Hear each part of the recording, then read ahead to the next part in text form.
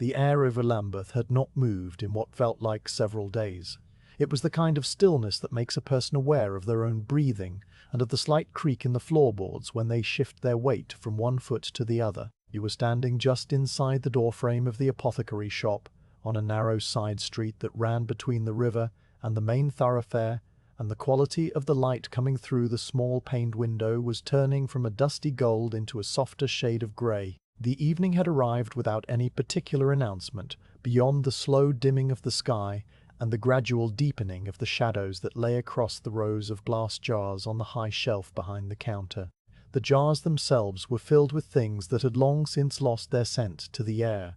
but their labels remained written in a neat copperplate hand that was not your own. And you looked at them without really seeing them, because the work of the day was finished, and there was nothing left to do except close up the shop and walk home. You reached up and took hold of the iron bar that ran across the top of the inside shutters. The metal was cool and faintly greasy from the touch of many hands over many years. You pulled the first panel across the window, and the sound it made was a low rumble like distant cartwheels on cobblestones, only much closer and much softer. The second panel followed, and then the third, and as each one slid into its groove, the room behind you grew a little darker, and the shapes of the bottles and the mortar and the pestle and the tall ceramic jars of licorice root and camphor became less distinct until they were just outlines against the deeper darkness of the wall. There was a rhythm to the work of closing the shop that had become so familiar that you did not have to think about it at all. The right hand moves the shutter, the left hand checks the latch, the body turns slightly to the next window, and the sequence repeats without variation or urgency. When the last shutter was in place, the only light remaining came from the small oil lamp that you kept burning on the counter during the final accounting of the day. The lamp had a brass base that needed polishing, but you had not polished it in a long time. The flame inside the glass chimney was steady and small, and it cast a circle of warm yellow light, no wider than the width of the counter itself. You stood inside that circle for a moment and let your eyes adjust to the new level of darkness. The shop smelled of dried lavender and of the faintly bitter dust that rose from the bundles of valerian root hanging from the ceiling beams, and of the beeswax that had been used to seal the cork on a large bottle of oil of peppermint that had been sitting unopened since the previous autumn. These smells were as much a part of the room as the walls and the floor, and you breathed them in without noticing, because they were simply the background of your life. You turned down the wick of the lamp until the flame shrank to a tiny blue bead, and then winked out entirely. The darkness that followed was not complete, because some light still crept in through the gaps around the shutters and through the narrow pane of glass above the door that had been left uncovered. This light was the color of slate, and it showed you the outline of the counter, and the stool, and the place where you kept the broom. You walked toward the back of the shop, where a narrow door led to a passage that in turn led to the street, and you put your hand on the latch and lifted it slowly, so that the metal did not scrape against the catch. The door opened inward with a soft sigh of air, and you stepped out into the passage, and then closed the door behind you, and turned the heavy iron key in the lock. The sound of the bolt sliding home was a solid and reassuring sound, and it meant that the working day was truly over. The passage was a narrow space between two brick buildings, and it was always cooler than the street, because the sun never reached it directly. The walls were damp and dark, with the kind of moisture that never quite dries, and there were small ferns growing in the cracks between the bricks, though you could not see them now in the fading light. You walked slowly toward the street, and your footsteps made a soft scuffing sound on the flagstones, and the sound echoed slightly off the close walls before being absorbed by the heavy evening air. When you reached the street, you stopped for a moment and looked up at the strip of sky visible between the rooftops. It was the color of watered milk, with a faint tinge of rose along the western edge, where the sun had disappeared some time ago. There were no clouds to speak of, only a uniform haze that seemed to press down on the chimney pots and the gables and the slate roofs and keep everything very still and very quiet. The street was empty. This was not unusual at this hour, because most people were indoors finishing their suppers or preparing for the night, and the sounds that came from behind the closed doors and the curtained windows were muted and indistinct. Somewhere a few streets over a dog barked once and then was silent. The air had a particular weight to it that made sounds seem smaller and further away than they actually were. You began to walk along the pavement toward the river, and your shoes made a soft, even clicking on the stone that was the only regular sound in the whole of that particular stretch of Lambeth. The pavement was made of large flat stones that had been worn smooth by the passage of countless feet, and in the centre of the street the cobbles were dark, with the moisture that always seemed to linger there even on days when it had not rained. A thin layer of dust covered everything, and it rose slightly when you walked, and then settled back down behind you without any fuss. The gas lamp on the corner of the next street had not yet been lit, and the iron post stood against the darkening sky like a silent sentinel waiting for the lamplighter to make his rounds. You could see the small door at the base of the lamp where the gas cock was located, and you knew that in a little while a man with a long pole and a small flame would come and open that door, and the lamp would hiss softly and then glow with a steady orange light. You passed the lamp and turned onto the street that ran parallel to the river. This street was lined with houses that were all very much alike in their design and in their state of quiet repair. Each house had 3 windows facing the street, and a front door painted a dark colour that was hard to name in the fading light, and a small iron railing that separated the house from the pavement. The curtains in most of the windows were drawn, and behind them you could see the faint glow of candles or oil lamps, and sometimes the movement of a shadow as someone crossed from one room to another. You did not look too closely, because it was not polite to stare into other people's houses, and also because you were tired and your thoughts were beginning to settle into the same slow rhythm as your footsteps. The river wall came into view at the end of the street. It was a low stone parapet that ran along the edge of the embankment, and beyond it the Thames moved sluggishly toward the sea. You reached the wall and stopped and placed your hands on the cool stone and looked out over the water. The tide was low, and the river had shrunk back to expose a wide stretch of muddy foreshore that gleamed faintly in the last of the light. The mud was dark and smooth, and it was marked here and there by the tracks of birds and by the long curved lines left by the retreating water. A few boats lay tilted on their sides in the mud, waiting for the tide to return, and their masts pointed at odd angles against the sky, and their hulls were black with the damp. The water itself moved so slowly that it was hard to tell if it was moving at all. It looked thick and heavy like oil, and it reflected the grey of the sky without any shimmer or sparkle.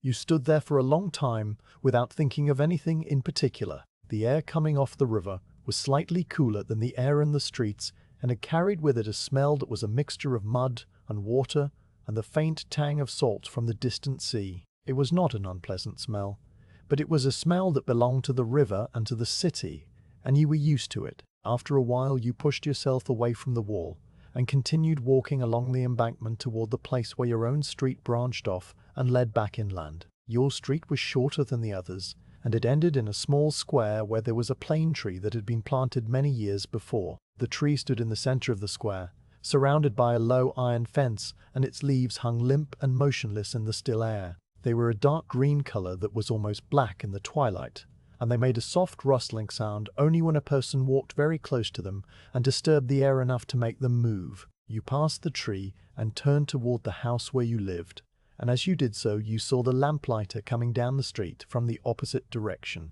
He was an older man with a stoop to his shoulders, and he walked with a slow and steady gait that suggested he had walked this same route at this same hour for many years. He carried a long pole with a small brass cup at the end, and inside the cup a tiny flame burned with a pale blue and yellow light. He stopped at the base of the first lamp on your street, and you stopped as well a little distance away and watched him work. There was no hurry in his movements. He set the pole against the lamp post and reached down to open the small door at the base, and then he lifted the pole again and touched the flame to the gas jet inside. There was a soft popping sound, and then the lamp filled with a gentle orange glow that pushed back the darkness in a circle around the post. The lamplighter closed the door and moved on to the next lamp and the next, and with each one the street became a little less dark, and the pools of light grew until they overlapped and created a continuous path of soft illumination. You walked the rest of the way to your door in that quiet orange light, and the shadows that you cast moved along the pavement beside you,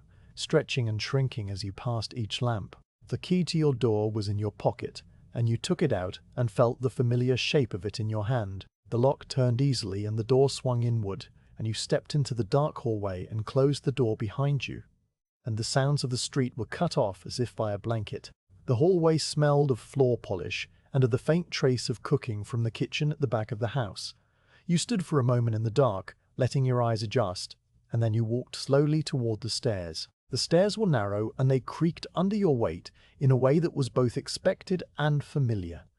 Each step had its own particular sound and you knew them all, and you climbed them without thinking about it because your feet remembered the pattern. At the top of the stairs was a small landing with a window that looked out over the backyard, and through the window you could see the dim shape of the outbuilding and the even dimmer shape of the neighbor's wall. The sky beyond the window was now a deep uniform grey, without any trace of the rose colour that had been there before. You went into your room and closed the door and did not light a candle, because the light from the street lamp outside was enough to see by. It came through the thin curtains and painted a soft orange rectangle on the wall opposite the window. You sat down on the edge of the bed and listened to the house settling around you. The wood in the walls and the floors contracted slightly as the night air cooled, and it made small ticking sounds like a clock that was running very slowly.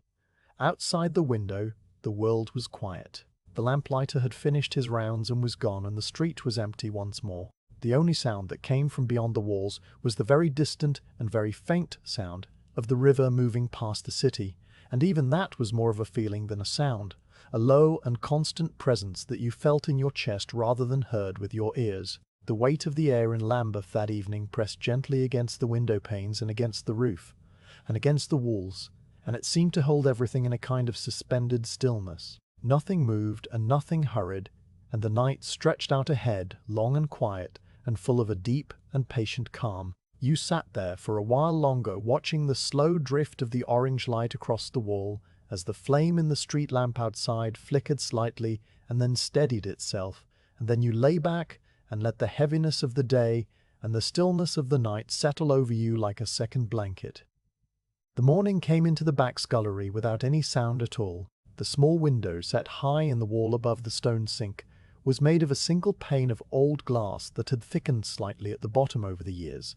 and it let in a light that was grey and soft and entirely without glare. This light fell across the flagged stone floor and revealed the texture of the stone in a way that the stronger light of midday never did, showing every small pit and groove and the faint marks left by the chisel when the flags were first cut and laid. The floor was cold underfoot, and it would remain cold until much later in the day, when the heat from the coal range had worked its way through the bricks and into the stones, and even then it would only ever be slightly less cold than it had been in the early hours. You stood in the doorway between the kitchen and the scullery, and you were still wearing the same clothes that you had slept in, because there was no point in changing them until after the morning work was done. The air in the scullery was noticeably cooler than the air in the kitchen, and it carried with it a faint smell of damp stone and of the yellow soap that sat in a chipped dish beside the sink, and of the coal dust that had settled overnight in a fine black film on the window-sill and on the top of the small wooden shelf that held the tin of tea and the jar of salt. This was a smell that belonged to the beginning of the day, and you breathed it in without thinking about it, because it was simply the way that mornings smelled in this part of the house.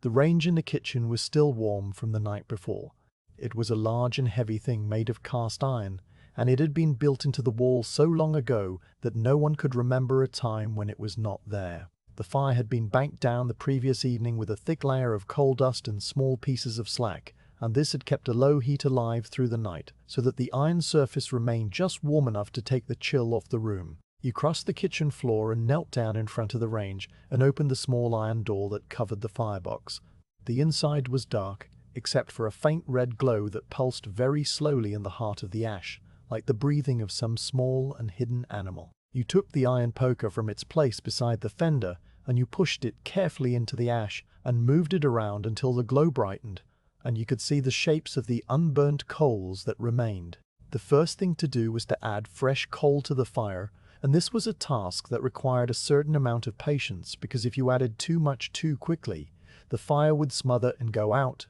and then you would have to start again from nothing. You reached into the copper scuttle that sat on the hearth, and you took out 3 small lumps of coal, each about the size of a clenched fist, and you placed them one by one onto the glowing bed of ash. You spaced them carefully so that there was room for the air to move between them, and you watched as the edges of the coal began to darken and then to smoke very slightly. The smoke was thin and blue, and it rose up into the chimney without any fuss because the flue was still warm from the night, and it drew the air upward with a gentle and steady pull. You closed the iron door, but you did not close it all the way. You left a gap of about half an inch so that the air could flow in and feed the new flames that were beginning to lick around the edges of the coal. The sound that came from inside the range was a soft crackling sound that was almost too quiet to hear, and it was the sound of the fire waking up and beginning its work for the day. You stood up and brushed the coal dust from your hands onto the front of your clothes, and then you went back into the scullery to begin the real business of the morning.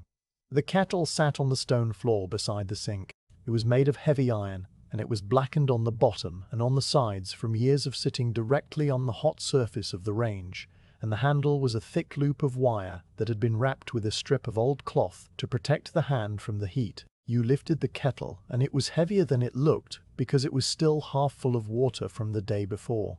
This water had been sitting in the kettle all night, and it was cold and still, and it had taken on a faint metallic taste from the iron that you could not detect, but which you knew was there because all water that sat in iron for too long tasted of iron. You carried the kettle to the sink, and you emptied the old water out onto the stones of the yard through the small hole that had been cut in the wall for this purpose. The water made a dark splash on the stones, and then it ran away toward the drain in the corner and was gone.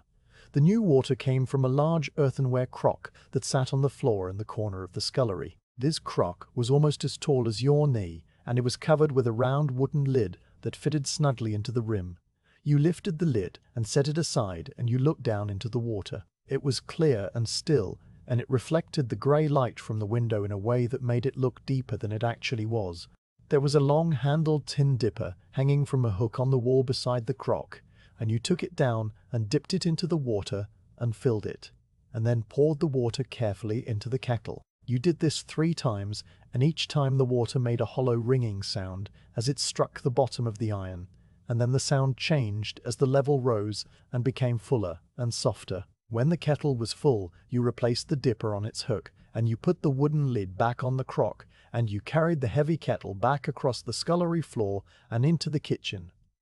The range was hotter now. You could feel the warmth radiating from the iron surface, and you could hear the low rushing sound of the air being drawn up through the fire and into the chimney. You opened the small door again, and you looked at the coals, and you saw that they were now glowing with a steady orange light, and that the flames were beginning to curl around them in small and busy ribbons. You closed the door, and you lifted the kettle onto the hottest part of the range, which was the flat iron plate directly over the firebox. The bottom of the kettle made a dull thud as it settled onto the iron, and then there was a moment of silence followed by a very faint hissing sound as the moisture that had been on the outside of the kettle began to evaporate in the heat.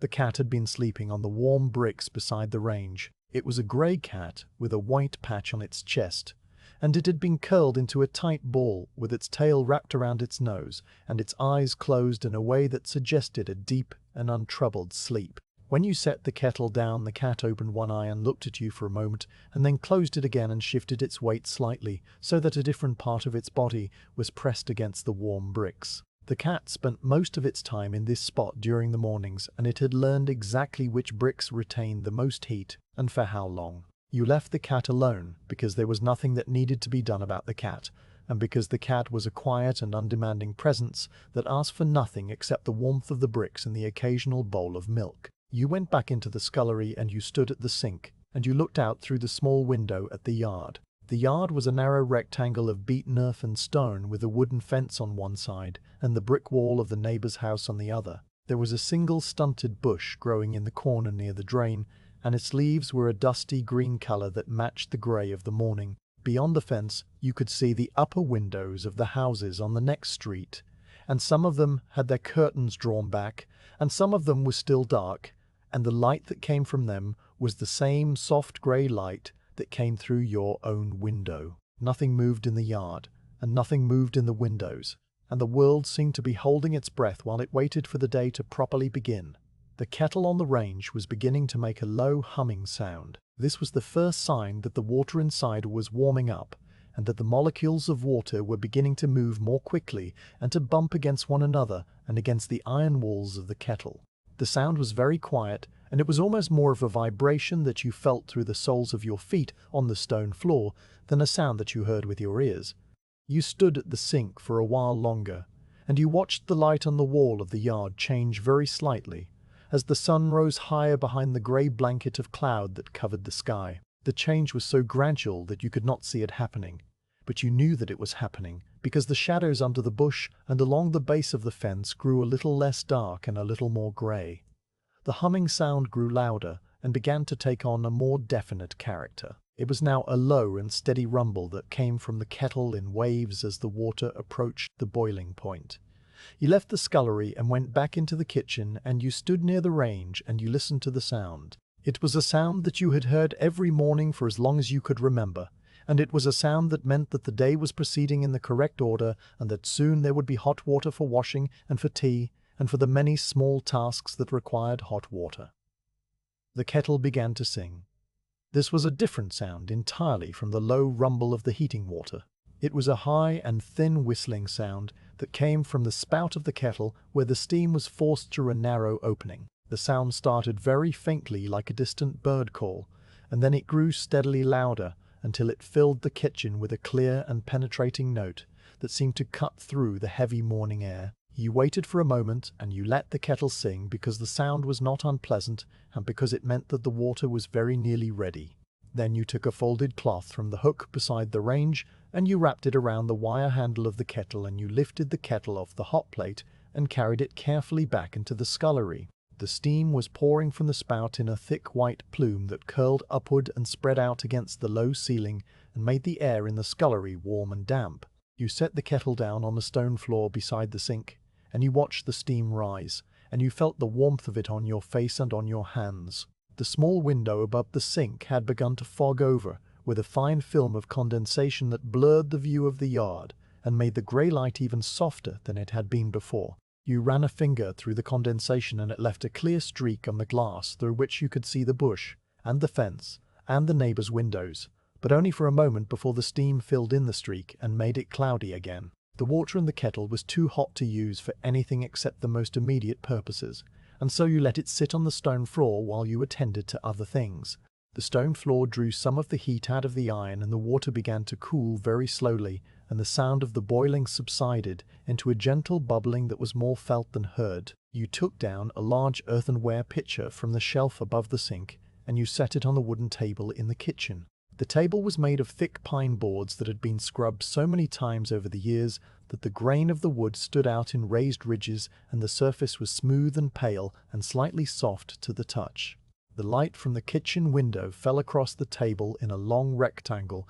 that was divided into smaller rectangles by the shadows of the window frame, and the shadows moved very slowly as the sun behind the clouds continued its unseen journey across the sky. You went back to the kettle and you tested the temperature of the water by holding your hand a few inches above the surface. The heat was still strong, but it was no longer the fierce and immediate heat of boiling water, and it was now something that could be approached and handled. You lifted the kettle again using the cloth, and you poured the water into the earthenware pitcher. The water came out of the spout in a smooth and steady stream, and it made a deep and satisfying sound as it filled the pitcher, and the steam rose up from the surface and drifted toward the window where it joined the condensation that was already there. When the pitcher was full, you set the kettle back on the stone floor, and you looked at the water in the pitcher. It was clear and still, and it had a slight shimmer to it from the heat and from the small particles of mineral that had been released from the iron kettle during the boiling.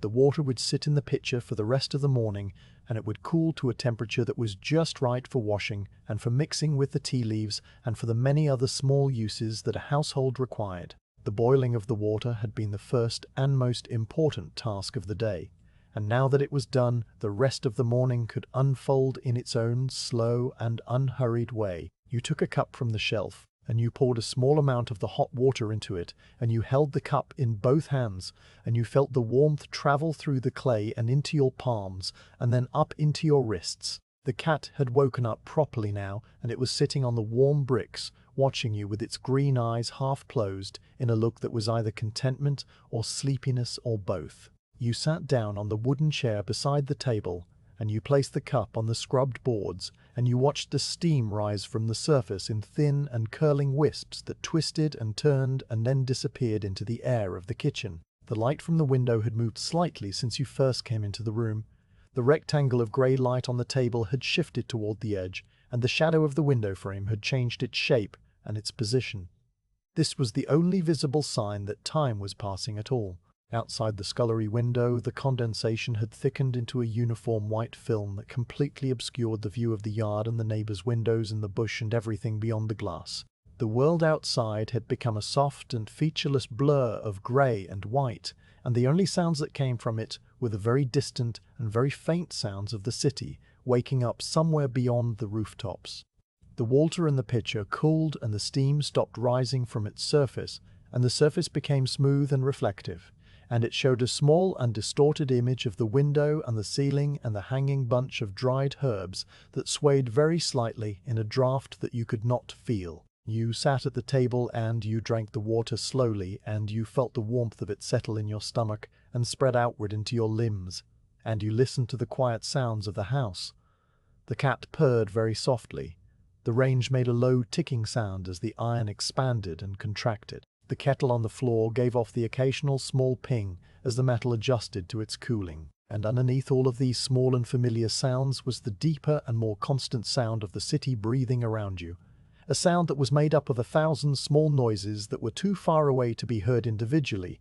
but which together formed a kind of silence that was particular to that place and that time. The morning in the back scullery continued in this way for a long and quiet while.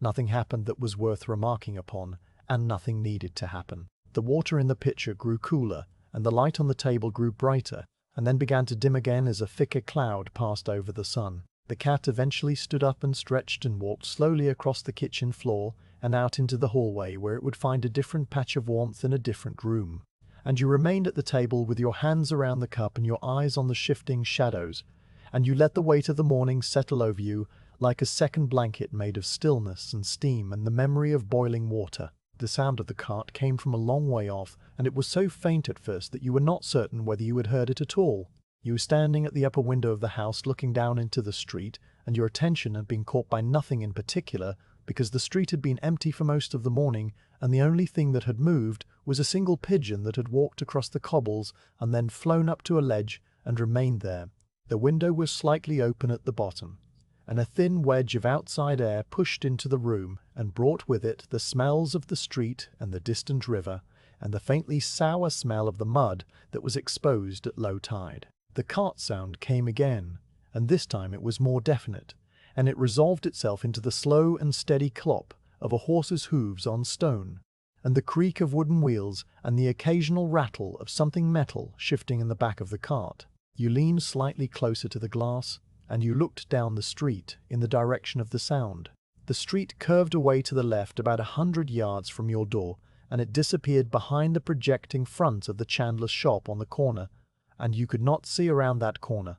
but you could hear the cart approaching along the parallel road, and you knew that it would soon turn into your street and come into view. The sound grew louder and more distinct, and then the horse appeared first, its head coming around the corner with the slow and patient nod of an animal that had made this same journey many times and saw no reason to hurry. The horse was a large and heavy creature with a coat the color of wet clay, and it wore a leather harness that had been darkened by sweat and age and polished in places by the constant rubbing of straps. Behind the horse came the cart, and it was a simple flat-bedded wagon with low sides made of unpainted wood that had weathered to a silvery grey. The cart was loaded with a number of large wooden buckets and several long-handled brushes and a pile of rough sacks and a small barrel that was marked with a stenciled word in white paint that you could not read from this distance. The man walking beside the horse held the reins loosely in one hand, and he walked with a slow and heavy tread that matched the pace of the horse.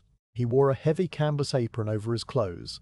and the apron was stained in many places with white streaks and patches that had dried and cracked and then been overlaid with fresh stains. There were 2 other men walking behind the cart, and they wore similar aprons, and they carried nothing in their hands except the habit of their work, which was visible in the way they moved and in the way they looked at the street ahead of them. The cart stopped in the middle of the street, directly in front of your house, and the horse stood with its head lowered and its ears flicking occasionally at a fly that was not there. The man with the reins tied them loosely to a ring set into the wall of the house opposite, and then he walked around to the back of the cart and began to lift down the buckets and the brushes. You watched all of this from the upper window, and you did not move from your position because there was no reason to move. The window frame was painted a dark brown color, and the paint had cracked in a pattern that resembled the mudflats of the river when the tide was out, and you had looked at this pattern many times before. The glass itself was old, and it had small bubbles and ripples trapped inside it, and these distortions made the scene in the street below seem slightly unreal, as if you were watching it through a thin layer of moving water. The men on the street did not speak to one another, or if they did speak, their voices were too low to carry up to the window, and you saw only the movements of their mouths and the occasional inclination of a head. They worked together in a way that suggested long familiarity, and they did not need to speak, because each of them knew what the others would do and in what order. The first man lifted one of the large wooden buckets down from the cart and set it on the cobbles. The bucket was made of staves held together with iron bands, and it had a rope handle that was frayed and grey. He removed the wooden lid, and you could see inside the bucket a heap of white powder that was so fine and so white that it seemed to glow slightly even in the grey light of the overcast morning. This was the quicklime, and you knew what it was because you had seen it before in other streets and on other mornings. The second man took a long-handled brush from the cart, and the brush had bristles that were stiff and pale, and they were clumped together with dried lime from previous uses. The third man took one of the rough sacks, then he shook it out and laid it flat on the cobbles beside the bucket. The work began without any signal or announcement. The man with the brush dipped the bristles into the bucket of lime, and he lifted it out, and the brush was heavy with the white paste that clung to the bristles and dripped slowly back into the bucket. He turned toward the steps of the house directly across the street, and he began to apply the lime to the stone. The movement of the brush was slow and methodical, and it went back and forth across the surface of the step, and then up the riser, and then along the edge where the step met the wall. The lime went onto the stone in a thick and even coat, and it covered the grey of the stone with a white that was startlingly bright against the dull colours of the street. The man moved from the bottom step to the next, and then to the next, and his arm moved with a steady rhythm that did not vary and did not hurry. The second man was working on the curbstone in front of the house next to yours. He had a smaller brush, and he was painting a line of lime along the edge of the stone where it met the cobbles, and then another line along the top, and then a careful cross-hatching on the flat surface. The lime soaked into the porous stone, and it dried almost immediately in the air, leaving behind a powdery white residue that would remain for many days until the rain washed it away, or until the feet of passers-by wore it down. The third man was walking slowly along the gutter with a bucket of his own, and he was sprinkling a fine dusting of lime into the channel where the water ran when it rained. The lime fell from his hand in a thin and steady stream, and it settled onto the damp stones and into the crevices, and it mixed with a small amount of standing water that was always present in the gutter, and it formed a pale milky liquid that ran very slowly toward the drain at the corner. You shifted your weight from one foot to the other, and the floorboard beneath you made a soft creak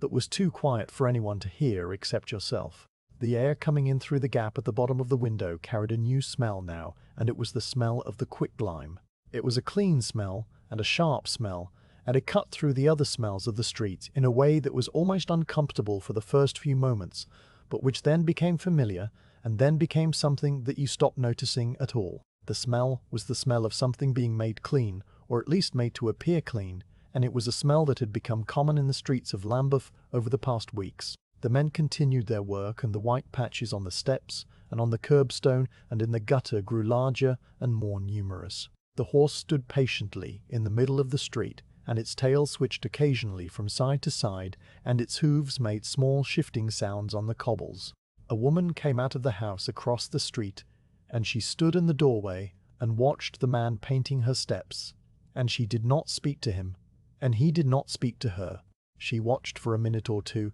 and then she went back inside and closed the door, and the sound of the door closing was the loudest sound that had been made on the street for some time. The light changed very slightly as a cloud moved across the sun, and the shadows on the street shifted and softened. The white of the lime seemed less bright in the dimmer light, and it took on a faintly blue cast that was the color of skimmed milk. The man with the long-handled brush finished the steps of the house across the street, and he moved on to the next house, and he began again at the bottom step and worked his way upward. The pattern of his movements was so regular that it became like the ticking of a clock, and you found yourself watching the rise and fall of the brush without really seeing it, because your eyes had grown accustomed to the rhythm and your mind had begun to drift away from the window and into the quiet spaces between thoughts. The cart was half empty now, and the pile of sacks on the back was smaller, and the barrel had been moved to one side. One of the men lifted the barrel down, and he set it on the pavement, and he removed the bung from the top, and he dipped a smaller brush into the liquid inside. The liquid was a thin whitewash that was made from lime and water, and a small amount of size, and it was used for marking the walls rather than the stones. The man walked to the corner of the street, and he began to paint a broad white band around the base of the wall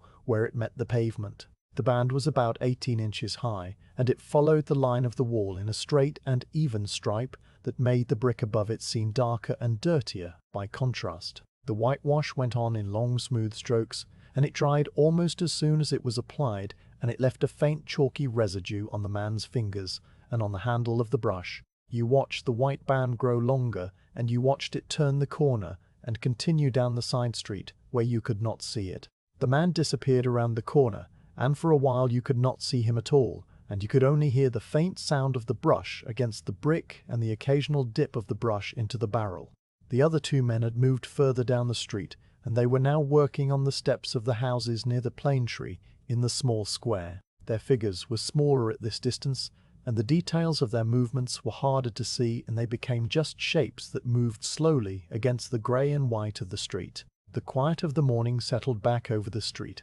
and the only sounds were the sounds of the brushes and the faint creak of the cart and the occasional snort of the horse. The pigeon that had been on the ledge flew down to the street and walked across the cobbles and pecked at something invisible, and then flew up again to a different ledge. The white band on the wall was very bright now, and it seemed to draw all of the available light toward itself and to hold it there. The rest of the street appeared darker than it had before, and the contrast made the ordinary grey stones and the ordinary brown bricks look rich and deep and full of shadow. You had been standing at the window for a long time without moving, and your legs had grown stiff, and your eyes had begun to feel the strain of looking at the same scene for so long. You shifted your weight again, and you leaned your shoulder against the window frame, and you let your gaze move away from the men and the cart and the lime and toward the rooftops beyond the square. The rooftops were a jumble of slate and tile and chimney pots, and they stretched away in uneven lines toward the river and toward the city beyond.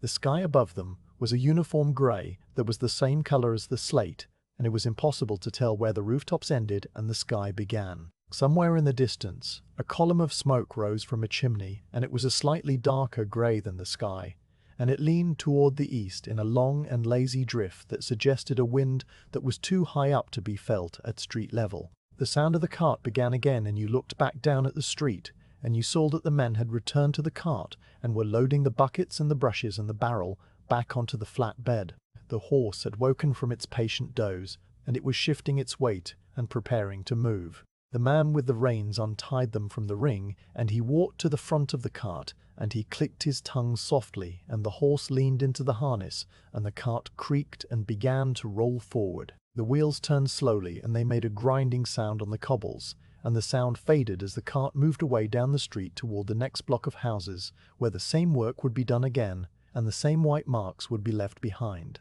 The street was empty again, and the only evidence that the men had been there was the white on the steps, and the white on the curbstone, and the white band on the wall, and the faint dusting of lime in the gutter. The white was very bright at first, and it seemed to jump out from the grey background, but as you watched it began to settle and to blend and to become part of the street. The lime would continue to dry and to harden and to change colour over the course of the day, and by evening it would be a softer white, and by the next morning it would be a part of the street that you would not notice unless you were specifically looking for it. You remained at the window for a little while longer, and you watched the empty street, and you listened to the silence that had returned. The smell of the quicklime was still in the air, and it would be there for some time, because the lime was slow to give up its sharpness, and it would linger in the crevices and in the porous stone. The air coming through the gap in the window was cool and clean, and it made the inside of the room seem warmer by comparison. You eventually turned away from the window,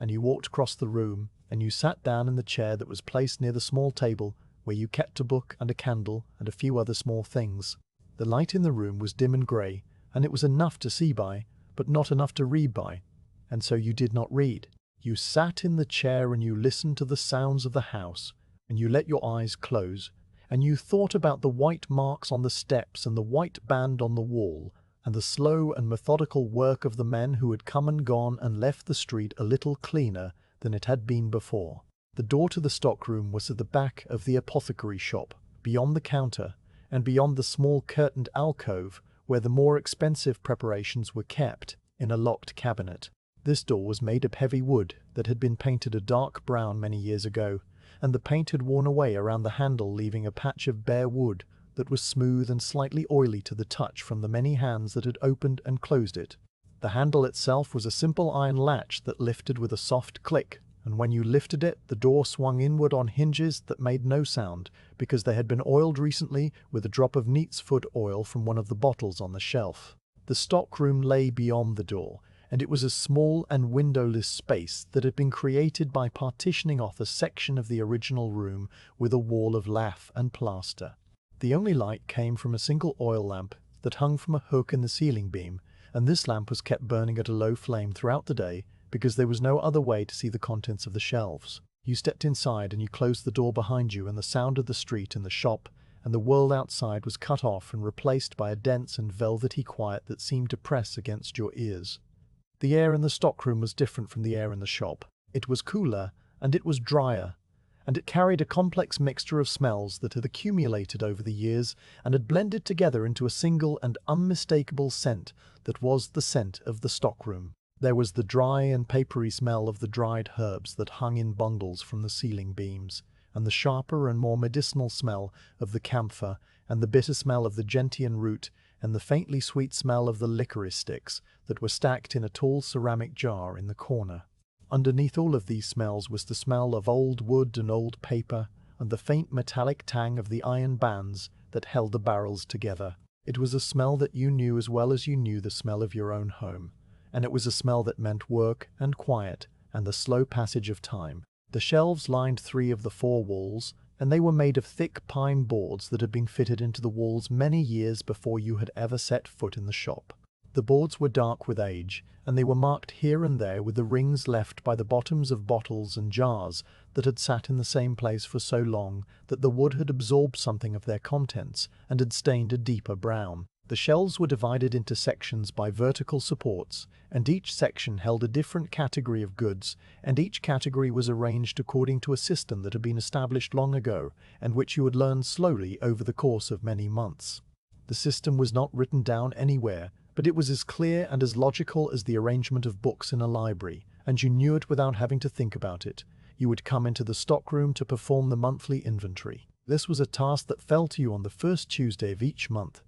and it was a task that required no particular skill beyond patience and attention and the ability to count and to write a neat hand. You carried with you a small ledger book bound in brown cloth, and a pencil that had been sharpened to a fine point, and a small piece of India rubber for correcting any mistakes that might occur. You set the ledger book down on the narrow shelf that served as a desk just inside the door, and you opened it to the page that was headed with the date and the words "Stock Inventory" in your own careful handwriting. The page was divided into columns, and the columns were headed Item and Quantity, and Notes in the Notes column was mostly empty because there were seldom any notes to make. The lamp above your head cast a circle of yellow light that reached about 3 feet in every direction, and it left the corners of the stockroom in a deep and shadowy darkness that made the space seem larger than it actually was. The flame in the lamp burned steadily and without flickering because there was no draught in the stockroom, and the air was as still as the air in a closed box. You took the pencil in your hand and you felt the familiar weight of it and the slight roughness of the unpainted wood, and you turned to the first shelf on the left-hand wall, and you began.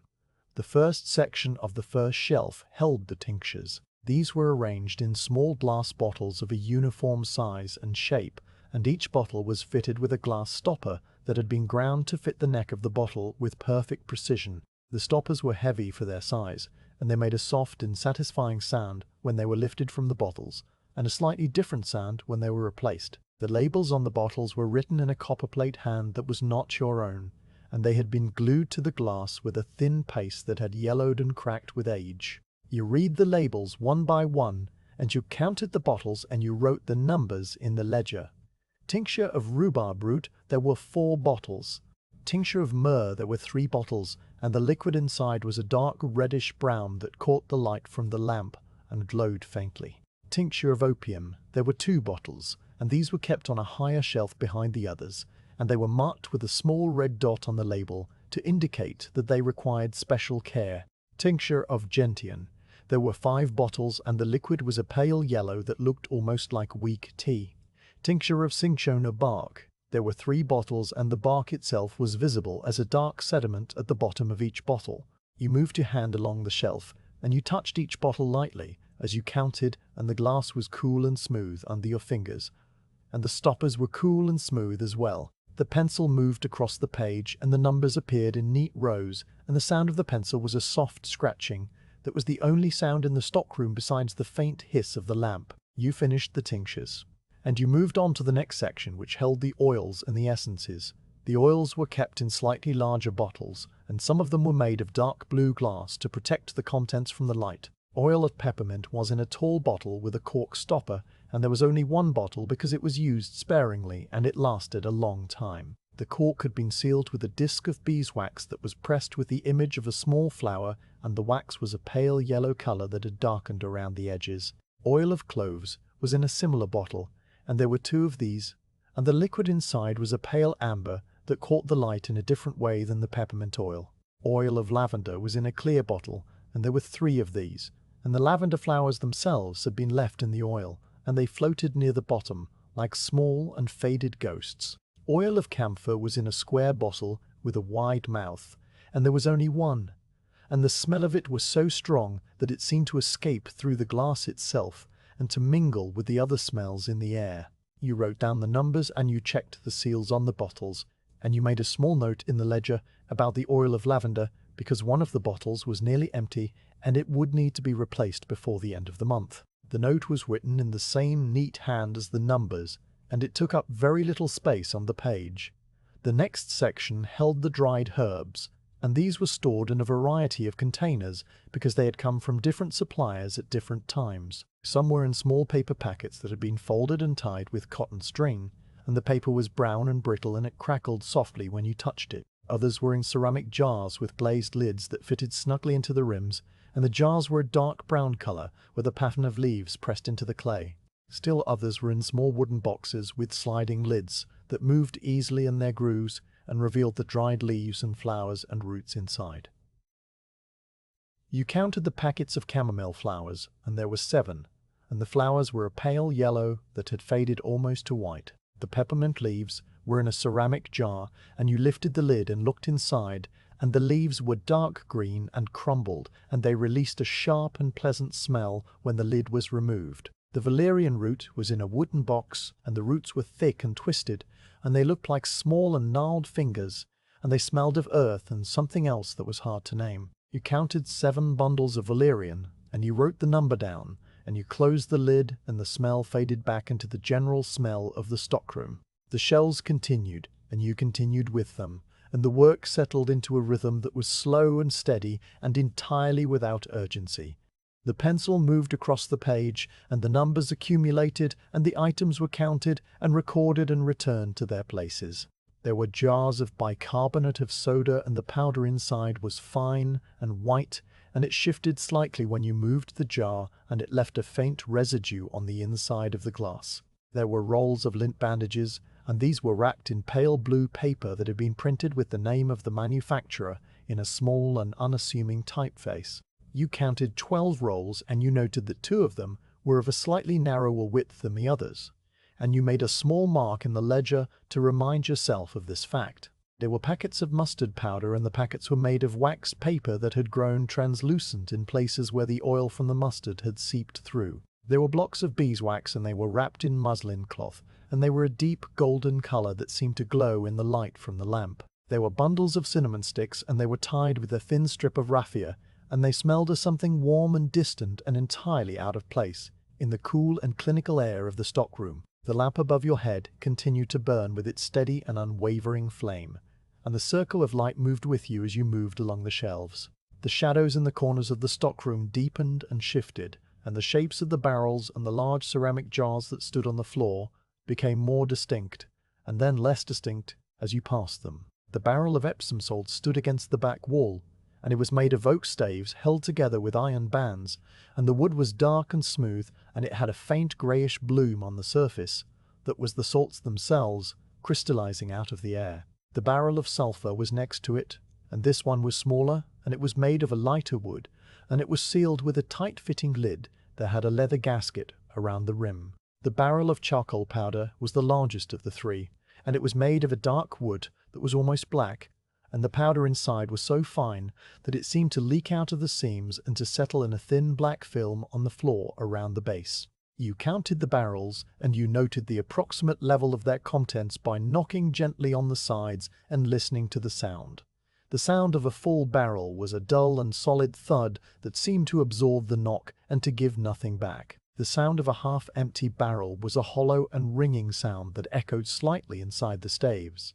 The Epsom salts barrel was about 3/4 full, and it made a sound that was somewhere between the two, and you wrote this down in the ledger as well. The inventory of the dry goods cupboard continued for a long time without any interruption or any change in the quality of the light or the stillness of the air. The small room seemed to exist outside of the normal flow of time, and the only measure of its passing was the movement of your hand across the page and the growing list of numbers in the columns. You counted the glass rods that were used for stirring and the porcelain mortars and pestles that were nested together on a low shelf, and the small brass scales that were kept in a wooden box lined with green felt. The scales had a set of brass weights, and you lifted the lid of the weight box and you counted the weights, and you found that one of the smallest ones was missing, and you made a note of this in the ledger, and you resolved to look for it later, although you knew that it was probably lost somewhere in the shop and would never be found. The bundles of dried herbs that hung from the ceiling beams swayed very slightly when you passed beneath them, and the movement was so small that it was almost imperceptible. The air that you displaced as you moved was enough to set them in motion, and they would swing back and forth for a few moments, and then come to rest again. The strings that held them were thin and dark, and they were tied in simple knots that had been pulled tight and then left alone. The herbs themselves were a uniform brownish green, and they had lost most of their original color and their original scent, and they were now just shapes and textures that hung in the dim air and waited to be used. You came to the end of the shelves, and you stood for a moment, and you looked back at the room, and you saw the rows of bottles and jars and packets and boxes, and you saw the ledger book on the narrow shelf by the door, and you saw the lamp hanging from its hook, and you saw the shadows that filled the corners and the spaces between the shelves. The inventory was complete, and the numbers were all written down, and the notes were all made, and there was nothing left to do except to close the ledger and to turn down the lamp and to leave the stockroom and return to the shop. You walked back to the door, and you picked up the ledger book, and you looked at the page, and you saw the neat rows of numbers and the careful handwriting, and you saw that the page was full, and that the next inventory would begin on a fresh page in a month's time. You closed the book and you set it down, and you reached up and you turned the small brass knob that controlled the wick of the lamp. The flame shrank and turned blue and then went out, and the stockroom was plunged into a complete and absolute darkness that was soft and heavy and without any point of reference. You stood in the darkness for a moment, and you let your eyes adjust to the absence of light, and you listened to the silence that was even deeper now that the faint hiss of the lamp was gone. The stockroom was quiet in a way that the rest of the world was never quiet, and the quiet seemed to have a weight and a texture of its own. You found the handle of the door by touch, and you lifted the latch, and you pulled the door open, and you stepped out into the relative brightness of the shop, and you closed the door behind you. The sounds of the street came back slowly, and they seemed loud and intrusive after the deep quiet of the stockroom. The light from the shop windows was grey and flat, and it showed the dust motes that hung in the air and drifted slowly in the draught from the door. You walked to the counter and you set the ledger book down in its usual place, and you looked at the clock on the wall, and you saw that more time had passed than you had realized. The inventory of the dry goods cupboard had taken the better part of the morning, and the afternoon was already beginning to gather outside the windows. The shop was empty and quiet, and the bottles on the high shelves behind the counter reflected the grey light in small and muted points of colour. You stood behind the counter, and you waited for the next thing to happen, and you let the stillness of the stockroom stay with you for a little while longer, like a cool and quiet weight that settled behind your eyes and slowed your breathing and made the world outside seem very far away. The Board of Health notice had been pasted to the brickwork beside the parish pump on Broad Street for 3 days, and the edges of the paper had begun to curl away from the wall in the damp morning air. The notice was printed in a plain and unadorned typeface on a sheet of paper that had once been white, but which had already taken on the greyish tone of the street and the soot and the general atmosphere of that part of Lambeth. The words were arranged in short and simple sentences that could be read by anyone who had learned their letters, and the message was clear and direct, and it instructed the residents of the parish to draw their water from the new standpipe that had been installed at the corner of Broad Street and Cambridge Place, and to avoid the water from the old pump unless the water from the new standpipe was unavailable. The reason for this instruction was not stated on the notice, and no one asked what the reason was, because the Board of Health had posted the notice, and the Board of Health was understood to have reasons that were sufficient unto themselves. You had been asked to stand near the new standpipe for an hour in the afternoon. This was not a duty that required any particular action on your part beyond being present and being visible and answering any questions that might be asked about the notice or the standpipe or the water. You had been given a small wooden stool that you carried under your arm as you walked from the apothecary shop along the familiar streets, and the stool was light, and its legs were worn smooth on the bottoms from years of use on the stone floor of the shop. The day was overcast, and the clouds were a uniform pale grey that stretched from horizon to horizon, without any break or any variation, and the light that came through them was flat and shadowless, and it made the streets look like a drawing that had been executed in charcoal and then smudged lightly with a thumb. The standpipe was a simple iron column that rose from a square stone base set into the pavement at the corner. It was painted a dark green colour that had faded and chipped over the years, and the iron was rough to the touch and marked here and there with small patches of rust that bloomed like lichen on a rock. The spout projected from the side of the column, and beneath the spout there was a small iron grate set into the stone, and this grate allowed the water that dripped and spilled to drain away into the sewer below. The handle was a long curved lever that operated a valve inside the column, and when the handle was lifted, the water came out in a smooth and steady stream that was cold and clear, and which made a sound like heavy rain falling on a slate roof. The sound was the same every time, and it was a sound that you came to know well over the course of the afternoon. You set the wooden stool down on the pavement a few feet from the standpipe, and you sat down, and you arranged yourself so that your back was against the wall of the corner building and your face was turned toward the street and the pump and the people who would come. The wall behind you was made of brick that had been painted a cream colour long ago, and the paint had blistered and peeled in places to reveal the darker brick beneath. The wall was cool through your coat, and it was solid, and it gave you a sense of being anchored to something permanent while the rest of the world moved slowly around you. The first person to come was an older woman in a dark dress and a grey shawl, and she carried a tin pail in each hand. The pails were of a common design, and they were made of galvanized iron that had a dull silvery gleam in the grey light, and they were dented here and there from being set down too hard on stone floors and from being knocked against door frames. The woman walked with a slow and steady gait, and she did not look at you as she approached the standpipe, and she set one of the pails down on the stone base, and she took hold of the iron handle with both hands, and she pulled it down. The water came out of the spout with a sudden rush, and it filled the pail quickly, and the sound of the water changed as the pail filled from a hollow ringing to a fuller and softer sound. The woman watched the water rise, and when it was near the top she released the handle and the flow stopped, and the last few drops fell from the spout and landed on the iron grate with a series of small and distinct taps. She lifted the full pail and set it aside, and she placed the second pail under the spout, and she repeated the process, and then she picked up both pails and she walked away down Broad Street without looking back. The next person came after an interval of several minutes, during which nothing happened except the slow drift of a single cloud across the patch of sky that was visible between the rooftops. This was a man in a cloth cap and a heavy coat, and he carried a single large crock that was made of brown earthenware, with a glazed interior that you could see as a flash of darker brown when he tilted the crock to place it under the spout.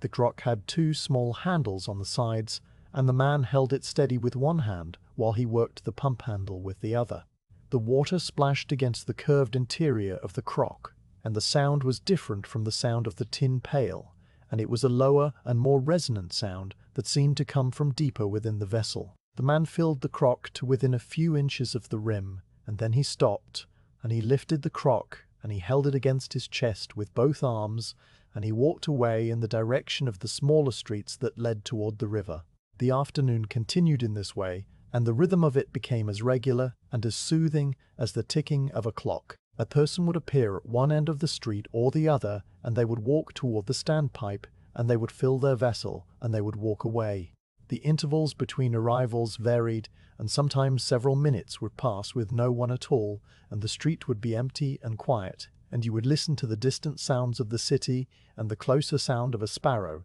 that had landed on the iron grate and was pecking at something invisible. Then another person would come, and the handle would squeak, and the water would gush, and the vessel would fill, and the person would leave. The squeak of the handle was always the same note,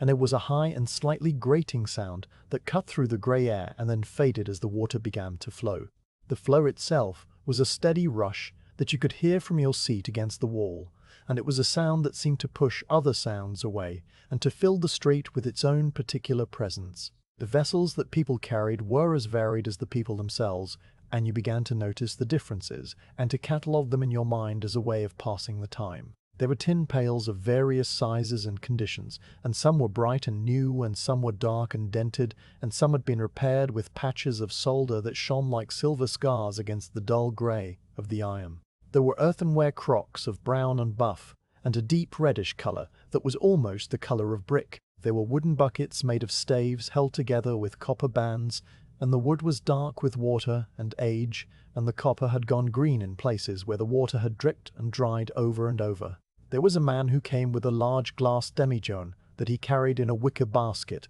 and the glass was a pale green colour, and it was covered with a network of fine scratches that caught the light in 1,000 small points. There was a young woman who carried 2 enamel pitchers that were white with a blue rim, and the enamel was chipped in places, and the black iron showed through. There was a boy with a small tin cup that he filled and drank from directly, and then he ran away without filling any other vessel at all. You sat on the wooden stool and you watched all of this, and you did not speak to anyone unless they spoke to you first. A few people stopped and looked at the notice on the wall, and they read the words slowly, and their lips moved as they read. And then they nodded to themselves, and they went to the standpipe, and filled their vessels, and left. One man asked you if the old pump was broken, and you told him that it was not broken, but that the Board of Health had recommended the use of the standpipe, and he nodded again and said nothing more, and filled his bucket, and left. The questions were few and the answers were simple, and most people did not ask anything at all, because they had read the notice or they had heard about the notice from a neighbour, and they understood that the standpipe was where the water was to be drawn, and that was all there was to be drawn, and that was all there was to it. The light changed very slowly over the course of the hour. The clouds overhead remained the same uniform grey, but the angle of the light shifted as the sun moved behind them, and the shadows on the street, which had been almost non-existent, began to lengthen and to take on a slightly blue cast. The shadow of the standpipe stretched out across the pavement, and it moved with a slowness that was almost imperceptible, and if you looked away and then looked back, you could see that it had moved, but you could not see it moving. The shadow of the corner building crept across the street, and it reached the opposite pavement and began to climb the lower bricks of the building there. The iron of the standpipe grew a little warmer under your hand when you touched it, although the day was not warm and the warmth was only relative to the coolness of the air. The water that spilled onto the iron grate and drained away left a dark patch on the stone that spread outward in a rough circle and then dried slowly from the edges inward. The patch was never quite dry because a new spill would come before the old one had fully disappeared, and so there was always a darker area around the base of the standpipe, and this area was a slightly different colour from the rest of the pavement. The stone itself was a pale grey that had been darkened by the soot and the feet and the general wear of the street, and it was smooth in the centre where people walked, and rougher near the edges where the broom of the street sweeper did not always reach. The sound of the pump handle, and the sound of the water, and the sound of the footsteps of the people coming and going, blended together into a kind of quiet music that was without melody or rhythm, but which was none the less pleasant to listen to. It was a sound that meant that things were working as they should, and that the water was flowing, and that the people of the parish were going about their ordinary business in the ordinary way. The squeak of the handle was a note that repeated, and the gush of the water was a chord that swelled and faded, and the footsteps were a soft percussion that came and went. You listened to this music for a long time, and you let it wash over you, and you did not think about anything in particular, and your eyes grew heavy, and your breathing slowed, and the hour passed in a way that felt both long and short at the same time. The line of people was never a line in the sense of a queue that formed and waited. People came one or two at a time, and they arrived at intervals that were spaced out by chance and by the rhythms of their own households. There was never more than one person at the pump at a time, and there was never any need to wait, because the pump was always free when a person arrived. The street was quiet, and the neighbourhood was quiet, and the whole of that part of Lambeth seemed to be moving at a pace that was slower than the pace of the rest of the world. A woman came with a large copper kettle that was bright and polished, and it caught the grey light and reflected it in a warm and rosy glow that was the only colour on the street. She filled the kettle carefully, and she did not spill a drop, and she walked away with the kettle held in front of her, and the steam from her breath mingled with the faint wisp of vapour that rose from the spout of the kettle, because the water inside was cold and the air was cool, and the contrast made a small cloud that followed her down the street. An older man came with a canvas bucket that folded nearly flat when it was empty, and which swelled into a round and heavy shape when it was full.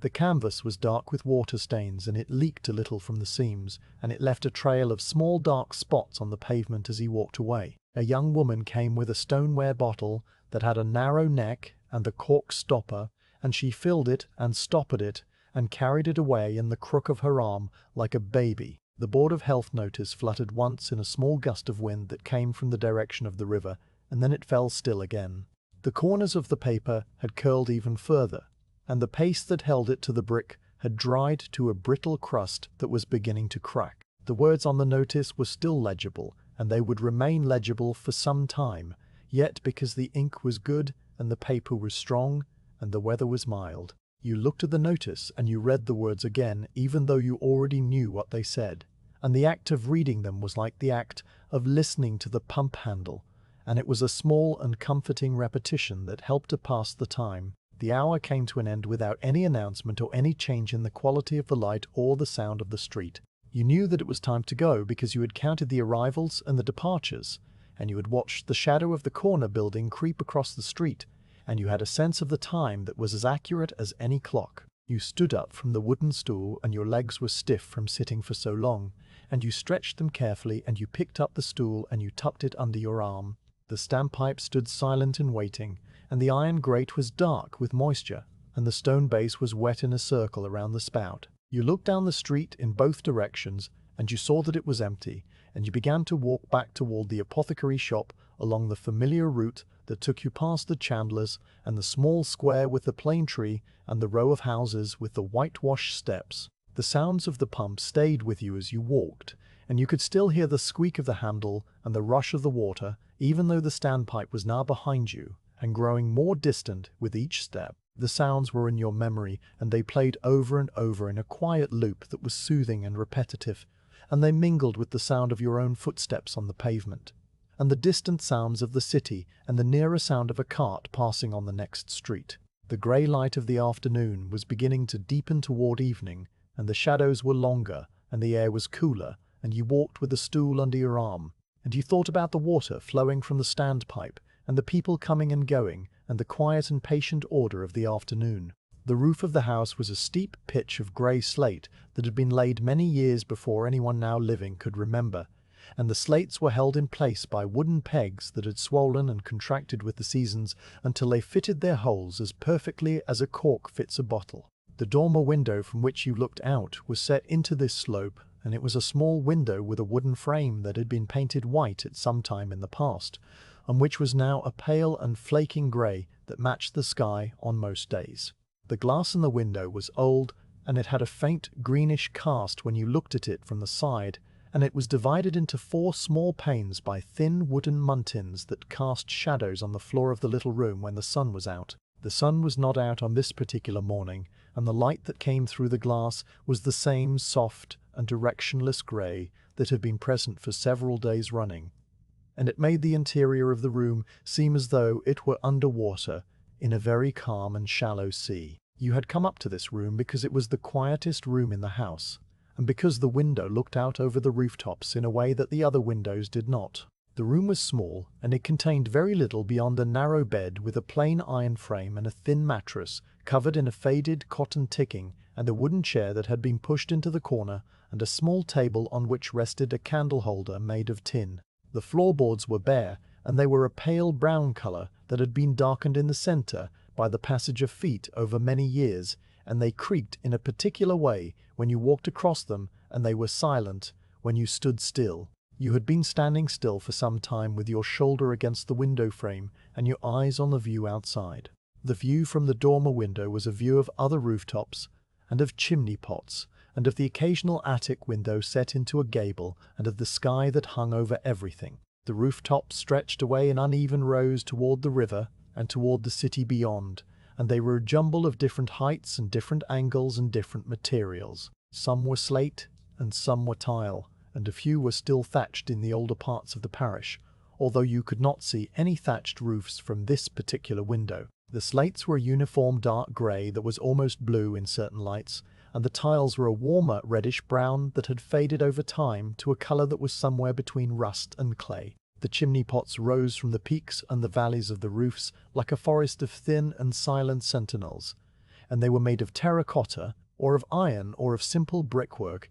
and they were crowned in many cases with small cages or cowls that turned slowly in the wind. There was no wind on this morning, and the cowls were still, and the smoke that rose from a few of the chimneys rose straight up into the grey air and then flattened and spread into a thin haze that merged with the clouds. The sweeps boy had arrived at the house next door a little while ago, and you had watched him climb up the ladder that had been left leaning against the wall by the man who had come to repair the guttering the week before. The boy was small and thin, and his clothes were made of a dark and shapeless material that had once been some other colour, but which was now a uniform blackish grey from the soot that had worked its way into the fibres over the course of many days and many chimneys. He carried with him a bundle of long canes that were fitted together with brass ferrules, and at the end of the canes was a round brush made of stiff bristles that were themselves black with old soot. The boy moved with a slow and careful deliberation that seemed out of place in someone so young, and he did not look down at the street below him as he climbed, but kept his eyes on the rungs of the ladder and on the edge of the roof that he was approaching. The roof of the house next door was a little lower than the roof of your own house, and you could look down at it from the dormer window and see the whole of its surface from the ridge to the eaves. The slates were the same grey as your own, and they were covered in a fine dusting of soot that had settled there over the months since the last time the chimney had been swept. The boy reached the top of the ladder, and he stepped carefully onto the slates, and he walked along the ridge with the ease of someone who had done this many times before. His feet found the places where the slates overlapped, and where the wooden battens beneath gave a little extra support, and he did not slip or stumble, but moved with a slow and steady gait toward the chimney that rose from the center of the roof. The chimney was a simple square stack made of brick that had been parred with a thin coat of lime mortar, and the mortar had cracked in places, and small tufts of grass had taken root in the cracks, and had grown and died and grown again over the years. The boy reached the chimney, and he set down his bundle of canes, and he knelt on the slates, and he began to fit the sections of cane together, one by one. Each section was about 3 feet long, and they fitted together with a slight twist and a click, and the sound was too faint to carry across the gap between the houses. But you could see the movement of his hands, and you could imagine the sound very clearly. When the canes were all connected, they formed a single long pole that was taller than the boy himself, and at the end of the pole was the round brush that looked like a dark and bristly flower. The boy lifted the pole, and he fed it carefully into the mouth of the chimney pot. The pot was a terracotta cylinder with a flared top, and it was stained black around the rim where the smoke had been pouring out for years. The pole went down into the darkness of the flue, and the boy began to move it up and down, with a slow and regular motion that was almost like the motion of someone churning butter or working a bellows. The movement was steady and rhythmic, and it did not vary in speed or in force, and it continued for a long time without any visible result from the outside. You watched the top of the chimney and you waited for the soot to appear. The first sign was a faint darkening of the air just above the rim of the pot, and it was so faint at first that you were not sure whether you were seeing it or imagining it. The darkening grew, and it took on the form of a fine black dust that rose from the chimney in a slow and silent plume and then spread outward and began to drift down toward the slates. The soot was so fine that it seemed almost like a liquid in the way that it moved, and it settled on the grey slates in a thin and even layer that darkened them to a deeper shade of grey. The boy continued to work the pole up and down, and the soot continued to rise and to fall and to spread across the roof in a widening circle that grew larger and darker with each passing minute. The sound of the brush inside the chimney was a sound that you could not hear, but which you could imagine as clearly as if you were standing next to the boy. It was a soft and scratching sound like the sound of a stiff broom being drawn across a stone floor, and it was accompanied by the occasional dull thump when the brush encountered a ledge or a corner in the flue. The boy paused from time to time, and he pulled the pole up a little way and then pushed it down again, and you could see the concentration in the set of his shoulders, and in the way that he tilted his head to listen to the sounds that came up from the darkness below. The soot continued to fall. It fell on the slates, and on the lead flashing around the base of the chimney, and on the small ledge of the dormer window of the house next door, and on the heads of the nails that held the slates in place. It fell in a fine and even dusting that muffled the edges of things, and made the sharp lines of the roof seem softer and less distinct. A small amount of the soot drifted across the gap between the houses, and it settled on the sill of your own dormer window and on the glass itself, and it formed a thin grey film that you could see if you looked at the glass from an angle. You did not wipe it away, because there was no reason to wipe it away, and because it would only be replaced by more soot as the work continued. The boy stopped moving the pole, and he pulled it up, out of the chimney, and he laid it down carefully on the slates beside him. The brush at the end was thick with a heavy coating of soot that clung to the bristles in clumps and flakes, and the boy took a small piece of sacking from his pocket, and he wiped the brush clean as well as he could. The soot came away in dark smears on the sacking, and some of it fell onto the slates, and some of it was caught by the boy and put into a small bag that he had also brought with him. He then detached the first section of the pole, and he set it aside, and he reached into the chimney pot with his hand, and he felt around the inside of the flue to make sure that there were no obstructions remaining. His arm disappeared into the darkness, up to the shoulder, and he moved it around slowly and carefully, and then he withdrew it, and he wiped his hand on the sacking, and he looked at his work. The roof was now covered with a layer of soot that was thickest near the chimney, and which thinned out toward the eaves. The soot was a deep and velvety black where it was fresh, and it had a faint sheen to it in the grey light, like the sheen on a freshly polished boot. The slates that had been grey were now black, and the chimney pot, which had been terracotta, was now black as well, and the whole of the roof seemed to have been transformed into a darker and more sombre version of itself. The boys sat on the ridge for a moment, and he looked out over the rooftops in the same direction that you were looking, and he seemed to be resting or thinking or simply waiting for the next part of the work to begin. The next part of the work involved the boy climbing back down the ladder and going inside the house and doing something that you could not see from the window. You knew what he was doing because you had seen Sweep's work before, and you knew that he was now inside the house, kneeling on the hearth and reaching up into the chimney with a shorter brush to clean the lower part of the flue that the long pole could not reach. You could not see this part of the work, but you could imagine it, and the imagining was almost as good as the seeing. You imagined the boy kneeling on the cold stone of the hearth, and you imagined the soot falling down into the grate and onto the newspaper that had been spread to catch it, and you imagined the soft and rhythmic sound of the brush against the brickwork. The view from the dormer window returned to its former stillness. The boy was gone from the roof, and the ladder stood empty against the wall, and the soot lay undisturbed on the slates and on the chimney pot. A single pigeon flew across the patch of sky that was visible above the rooftops, and its wings made a soft and whistling sound that was the only sound for a long moment. The pigeon landed on the ridge of a house 3 streets away, and it walked along the ridge with the bobbing gait of its kind, and then it disappeared behind a chimney stack. The smoke from the few active chimneys continued to rise in straight and untroubled columns, and the cows on the pots remained still because there was still no wind. You shifted your weight from one foot to the other, and the floorboard beneath you made a soft creak that was absorbed by the walls and the ceiling and the quiet of the room. Your shoulder was warm where it pressed against the window frame, and the glass was cool against the side of your face when you leaned a little closer to look at something on the roof of the house opposite. The something was a small piece of moss that had taken root in the angle between two slates,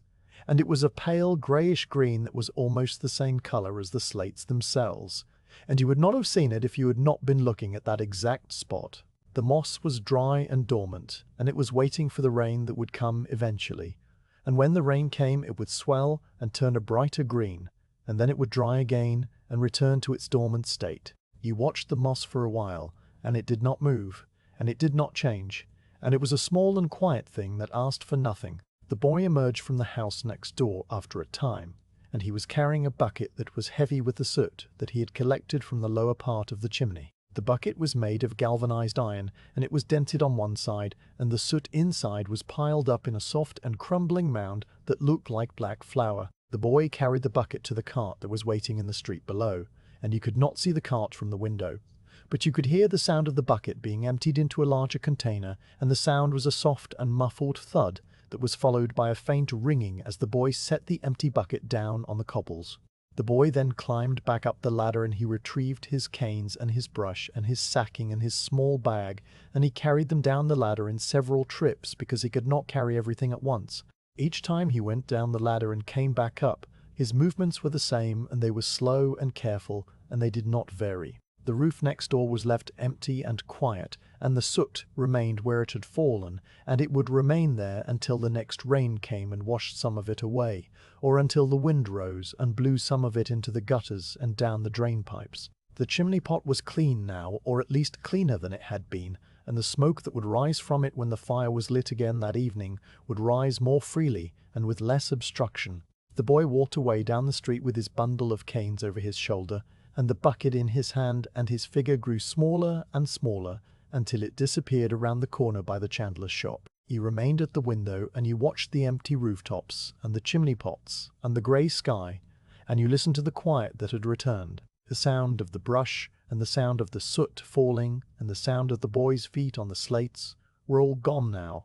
and they had been replaced by the deeper and more constant quiet that was the background of the day. A second pigeon joined the first on the distant ridge, and they sat together for a while, and then they flew away in different directions. The light changed very slightly as a thicker cloud moved across the hidden sun, and the shadows which had been faint to begin with disappeared entirely, and the world became a uniform and shadowless grey. The soot on the windowsill was a fine and velvety powder, and when you touched it with the tip of your finger, it came away in a dark smudge that left a faint print on the wood. You rubbed your finger against your thumb, and the soot spread into a thin grey stain that was almost invisible against your skin. The smell of soot was in the air, and it was a dry and acrid smell that caught in the back of the throat, and it was the smell of something that had been burned a long time ago, and reduced to its most essential elements. The smell would linger for a while, and then it would fade as the air moved and as other smells took its place. You stayed at the dormer window for a long time after the boy had gone, and you let your eyes move slowly across the rooftops, and you let your thoughts move even more slowly, if they moved at all. The view was the same view that you had seen many times before, and it would be the same view that you would see many times again, and there was a comfort in that sameness, and in the knowledge that the chimneys would be swept, and the soot would fall, and the pigeons would land on the ridges, and the smoke would rise in straight columns on windless days. The grey light of the afternoon pressed gently against the glass, and it filled the little room behind you with a soft and even glow that made no shadows and demanded no attention. The floorboards settled with a quiet tick, and the house breathed around you, and you stood at the window, and you waited for nothing in particular, and you let the stillness of the rooftops and the memory of the falling soot carry you into a calm and dreamless rest. The back room of the house faced the small yard, and it caught the morning light in a way that the other rooms did not. The window was larger than the windows on the street side, and it was divided into 6 panes of glass that were set into a wooden frame painted a pale cream colour that had yellowed slightly with age and with the smoke from the kitchen below. The glass was old, and it had small imperfections trapped inside it, and these imperfections caught the light and held it in tiny points of brightness that shifted when you moved your head. The room itself was used for the airing of the bedding, and for the mending of linens, and for the quiet tasks that required good light and a flat surface and a certain amount of patience. There was a long wooden table pushed against the wall beneath the window, and the table was made of pine boards that had been scrubbed until they were smooth and pale, and they had a faint smell of soap and of the lavender that was sometimes scattered between the linens to keep the moths away. You had brought a large linen sheet into this room,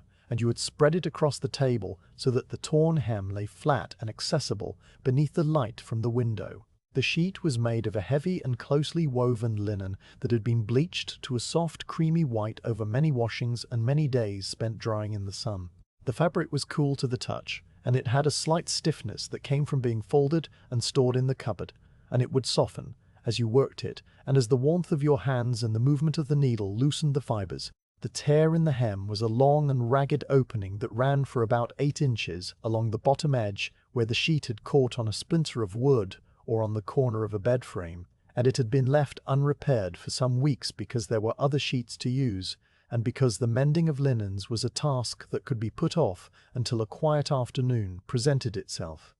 This was the quiet afternoon presented itself. This was the quiet afternoon. The needle was a medium length with a small and elongated eye, and it was made of steel that had been polished by use until it gleamed softly in the light. The thread was a pale cream color that was very close to the color of the linen itself, and it was made of a strong and tightly spun cotton that would hold the fabric together for many years. You had cut a length of thread that was about the length of your forearm, and you had passed one end through the eye of the needle, and you had drawn it through until the two ends met, and then you had tied a small and neat knot near the very end of the doubled strand. The knot was no larger than a grain of rice, and it would be hidden inside the hem when the work was finished. The needle rested on the linen beside the tier, and the light from the window fell across it and made the steel gleam with a thin and silver line. You sat down on the wooden chair that was placed at the end of the table, and you arranged the sheet so that the torn hem was directly in front of you. The chair had a straight back and a seat that had been worn smooth by the passage of many people sitting in it, and it was comfortable in a plain and unassuming way that did not call attention to itself. The floor beneath your feet was made of wide boards that had shrunk slightly over the years, and the gaps between them were dark, and they held small accumulations of dust and lint that had escaped the broom. A thin rug made of braided rags lay on the floor beside the table, and it was a faded mix of blues and browns and greys that had been chosen for their ability to hide dirt rather than for any beauty they might once have possessed. The light from the window fell across the table in a broad and even rectangle that was divided into smaller rectangles by the shadows of the window muntins. The shadows were soft at the edges, and they moved very slowly as the sun behind the clouds made its unseen journey across the sky. The linen sheet glowed in this light, and it took on a warmth that was not present in the fabric itself, and the tiny imperfections in the weave became visible as a fine and regular grid of slightly thicker and slightly thinner threads. You looked at the tier, and you saw that the edges of the fabric were frayed in places where the threads had pulled loose, and you saw that the hem itself had been folded over twice and stitched with a neat and even line of small stitches that were the work of someone else's hand in some other time. The first thing to do was to trim the frayed edges so that the fabric would lie flat, and so that the new stitches would have something solid to hold on to. You took a small pair of scissors from the basket that sat on the floor beside the chair, and the scissors were made of dark iron, with handles that were shaped to fit the thumb and the second finger. They made a soft and snipping sound as you cut away the loose threads, and the sound was the only sound in the room besides the faint creak of the chair when you shifted your weight. The loose threads fell onto the surface of the table, and they curled into small and tangled shapes that looked like the nests of very tiny birds. You gathered them up, and you set them aside in a small pile that you would dispose of later. You picked up the needle, and you held it between your thumb and forefinger, and you felt the familiar weight of it and the slight coolness of the steel. The thimble was on the middle finger of your right hand, and it was made of brass that had tarnished to a dark and muted gold, and it was dimpled all over with small indentations that caught the tip of the needle and prevented it from slipping. The thimble was warm from being on your finger, and it fitted snugly, and it made a soft and metallic tapping sound when you touched it against the needle. You pushed the point of the needle into the fabric, just below the tear, and you brought it up through the folded edge of the hem, and you drew the thread through until the knot caught against the underside of the fabric with a tiny and almost imperceptible resistance.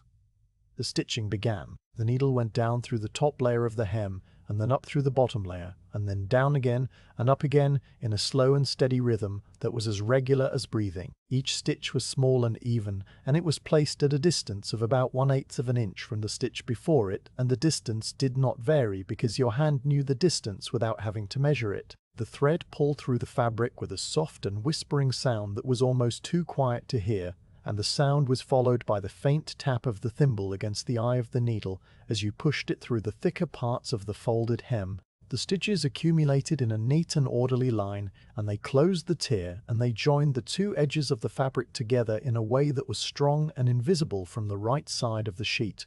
The light on the table moved almost imperceptibly as you worked. The rectangle of brightness that had been centered on the tear when you began was now slightly to the left of the tear, and the shadow of the window muntin had shifted by about the width of a finger. You did not notice the movement while it was happening,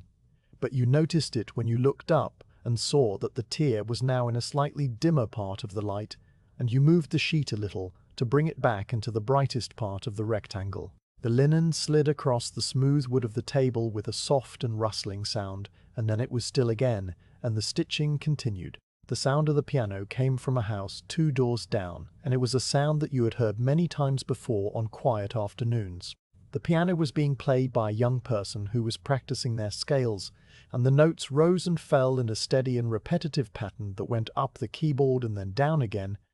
up again, in a slightly different key. The notes were clear and distinct, and they carried through the still air and through the open windows of the houses, and they reached your back room as a soft and muted music that was pleasant to listen to and which required no attention. The scales went on for a long time, and they were the same scales that had been practiced on that same piano for many years, by different young people who had grown up and moved away and been replaced by other young people. The sound of the scales was a part of the afternoon, and it blended with the sound of the thread pulling through the linen, and the sound of the thimble tapping against the needle, and the sound of your own slow and steady breathing. The tear was closing slowly, and the line of new stitches was growing longer, and the frayed edges of the fabric were being drawn together and secured. The linen was warm under your hands now, and it had lost some of its stiffness, and it draped more softly over the edge of the table. The needle continued to move, and your hand continued to guide it, and your eyes continued to watch the path of the thread as it went in and out of the fabric. The work was repetitive, and it required just enough attention to keep the mind from wandering too far, but not so much attention that it became a burden. It was the kind of work that filled the hands and the eyes and left the rest of the mind free to drift in a calm and pleasant way. The scales on the piano paused for a moment and then began again in a lower register, and the notes were deeper and more resonant, and they seemed to vibrate in the air in a way that the higher notes had not. The player was practicing the left hand now, and the notes were slower and more deliberate, and they were accompanied by the sound of a metronome that you could just barely hear as a faint and regular ticking that was almost like the ticking of a clock. The metronome and the scales and the thread and the needle all moved together in their own separate rhythms, and the rhythms overlapped and combined, and then separated again in a way that was soothing and without any pattern that you could discern. You reached the end of the tier, and you made several small stitches beyond the end to secure the new stitching and to prevent the fabric from tearing again in the same place. The last stitch was made, and you pushed the needle through to the underside of the hem, and you made a small loop with the thread, and you passed the needle through the loop, and you pulled it tight, and the knot formed close against the fabric, and it was small and neat, and it would hold. You cut the remaining thread with the scissors, and you set the needle down on the table, and you looked at your work. The new stitches were slightly brighter than the old stitches, because the thread was new, and the old thread had faded and gathered dust over the years. But the difference was small, and it would disappear after the sheet had been washed once or twice and exposed to the sun. The sheet was whole again, and the hem was straight and even, and the tear was no longer a tear, but only a line of slightly newer fabric that was held together by a line of slightly newer stitches. You ran your thumb along the mended area, and you felt the slight ridge of the new stitches and the smoothness of the linen on either side. The fabric was warm from your hands, and it smelled of clean cotton and of the faint and distant scent of the lavender that had been stored with it. You folded the sheet carefully, and you set it aside on the end of the table, and you reached into the basket for the next piece of mending. The next piece was a pillowcase made of the same heavy linen, and it had a small hole near the center where a feather had worked its way through the weave and left a gap. The hole was no larger than the tip of your little finger, and it would require only a few stitches to close. You threaded the needle again with a fresh length of thread, and you tied the knot, and you began to draw the edges of the hole together with small and careful stitches that radiated outward from the center like the spokes of a very tiny wheel. The hole closed and the fabric lay flat, and the stitches were almost invisible against the creamy white of the linen. The piano scales continued in the house 2 doors down, and they had moved into a new key, and the notes were higher and brighter, and they seemed to match the quality of the light that was now falling more directly through the window. The light had moved further across the table, and it was now illuminating the far end where the folded sheet lay, and the rest of the table was in a softer and more diffuse light that came from the sky and from the reflection off the wall of the yard. The shadow of the window frame had shifted and changed shape, and it was now a long and slanting parallelogram that stretched across the floorboards and climbed the leg of the chair. The dust motes that hung in the air were visible in the beam of light, and they drifted slowly and without any purpose, and they caught the light and glowed for a moment and then disappeared into the shadow. You watched them for a while, and you let your eyes rest, and you felt the weight of the afternoon settling around you like a warm and comfortable blanket. The mending continued, and the pile of folded linens on the end of the table grew slowly larger. There was a napkin with a frayed edge that required a line of overcast stitching to prevent further unraveling, and there was a towel with a pulled thread that had to be worked back into the weave with the point of the needle, and there was another sheet with a small tear that was mended in the same way as the first. Each piece of mending was a small and quiet task that required the same careful attention and the same slow and steady movements, and each piece was completed and set aside,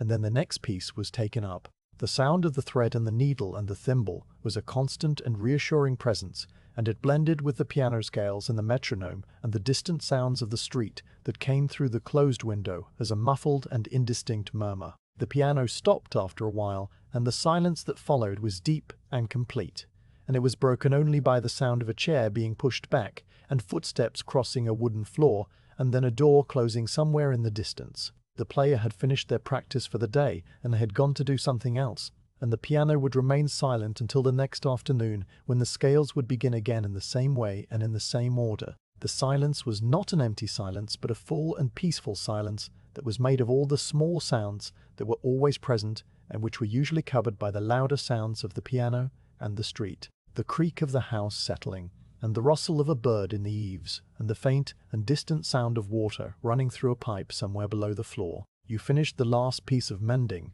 and you set it aside, and you put the needle and the thimble and the scissors back into the basket. The thread that remained on the spool was still plentiful, and it would last for many more afternoons of quiet work. The basket was made of woven willow, and it had a handle that arched over the top, and it was light brown, and it was smooth from use. You placed the basket on the floor beside the chair, and you stood up, and you stretched your arms above your head, and you felt the stiffness in your shoulders and in your neck from sitting for so long in one position. The stretching was slow and careful, and it eased the stiffness, and it brought a warmth to the muscles that had been still.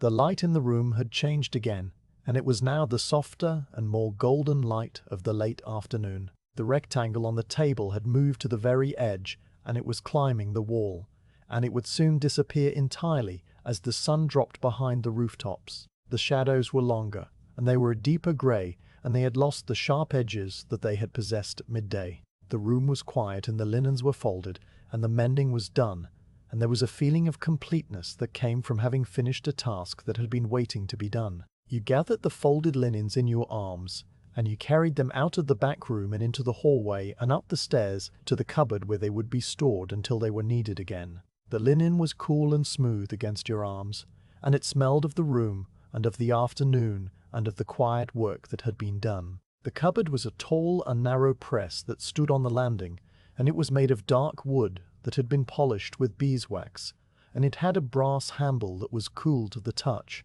You opened the door, and you placed the linens on the shelf with the others, and you closed the door, and you stood for a moment on the landing looking out of the small window that faced the street. The street was quiet, and the lamplighter had not yet begun his rounds, and the sky above the rooftops was a pale and fading grey that was touched with the faintest hint of rose along the western edge. The day was ending and the evening was beginning, and the house was settling into its nighttime stillness. You turned away from the window, and you went back down the stairs, and you walked through the quiet rooms, and you let the memory of the stitching and the sound of the piano and the feel of the linen stay with you as the light faded and the shadows grew and the world outside prepared for the long and peaceful dark. The room in the parish vestry where the cartographer worked was a small and square chamber that had been set aside for the use of the General Register Office, and it was furnished with very little beyond a plain deal table, pushed against the wall beneath the one window, and 2 wooden chairs and a shelf that held a small number of books and papers. The window looked out onto a narrow courtyard that was paved with the same grey flagstones as the street, and which contained nothing of interest except a drain pipe that ran down the opposite wall, and a small patch of moss that grew in the angle between the pipe and the stone. The light that came through this window was a cool and steady grey that did not vary much over the course of the day, because the courtyard was hemmed in by walls on 3 sides, and the sky above was only a small rectangle of paler grey that was often obscured by the roofs of the surrounding buildings. The room smelled of paper and of ink, and of the faint and dusty smell that accumulates in rooms that are used only occasionally, and which are not disturbed by the regular passage of people. The cartographer was an elderly gentleman whose name you had been told, but which you had immediately forgotten, because he spoke so rarely that there was no occasion to use it. He was a small and neat man with thin white hair that lay flat against his head, and with a pair of spectacles that were attached to a fine silver chain that looped behind his ear and disappeared into the collar of his coat. His hands were very clean and very steady, and they moved with a slow and deliberate precision that suggested many years of practice in tasks that required exactitude. He wore a dark coat of a slightly old-fashioned cut, and his collar was stiff and white, and his cuffs were held closed with small and unremarkable buttons made of bone. He sat at the deal table with his back to the window, so that the light fell over his shoulder and onto the paper that was spread before him.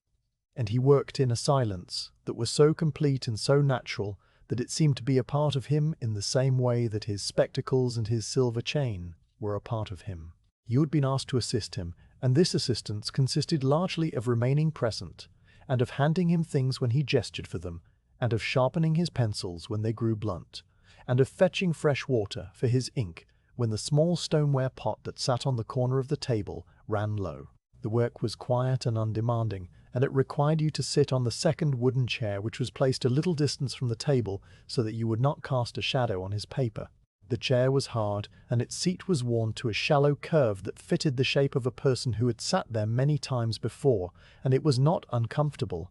but it was also not comfortable in any active way. You sat on the chair and you watched the cartographer work, and you listened to the sounds of the room and of the courtyard and of the distant city beyond the walls. The paper on which he worked was a large sheet of heavy and cream-coloured paper that had been attached to a flat board by means of small brass clips at each corner. The paper was of a quality that was meant to last, and it had a smooth and slightly glossy surface that took the ink without bleeding or feathering. The cartographer had already drawn the outline of the parish boundary, and the main thoroughfares and the position of the river wall, and these lines were rendered in a pale and careful brown ink that was the colour of weak tea. The lines were very fine and very straight, and they had been drawn with the aid of a wooden ruler that was dark with age and which had a thin strip of brass set into one edge to prevent the ink from creeping underneath. The ruler lay on the table beside the paper, and it was marked along its length with small divisions and numbers that were so faint they could only be read by someone who knew they were there. The cartographer was now engaged in the detailed work of filling in the smaller streets and the mews and the passages that ran between the larger roads. He used a ruling pen for this work, and a pen was a small and delicate instrument made of brass and steel, with a nib that consisted of 2 flat blades that came together at a fine point. The blades were adjusted by means of a small screw that allowed the width of the line to be varied, and the cartographer would pause from time to time and turn the screw a fraction of a turn, and then test the line on a scrap of paper that he kept for this purpose. The ink was held between the blades by capillary action, and when the pen was drawn across the paper, the ink flowed out in a thin and even stream that dried almost immediately to a fine brown line. The sound of the ruling pen was a sound that you came to know very well over the course of the morning. It was a soft and scratching sound, like the sound of a very small and very sharp claw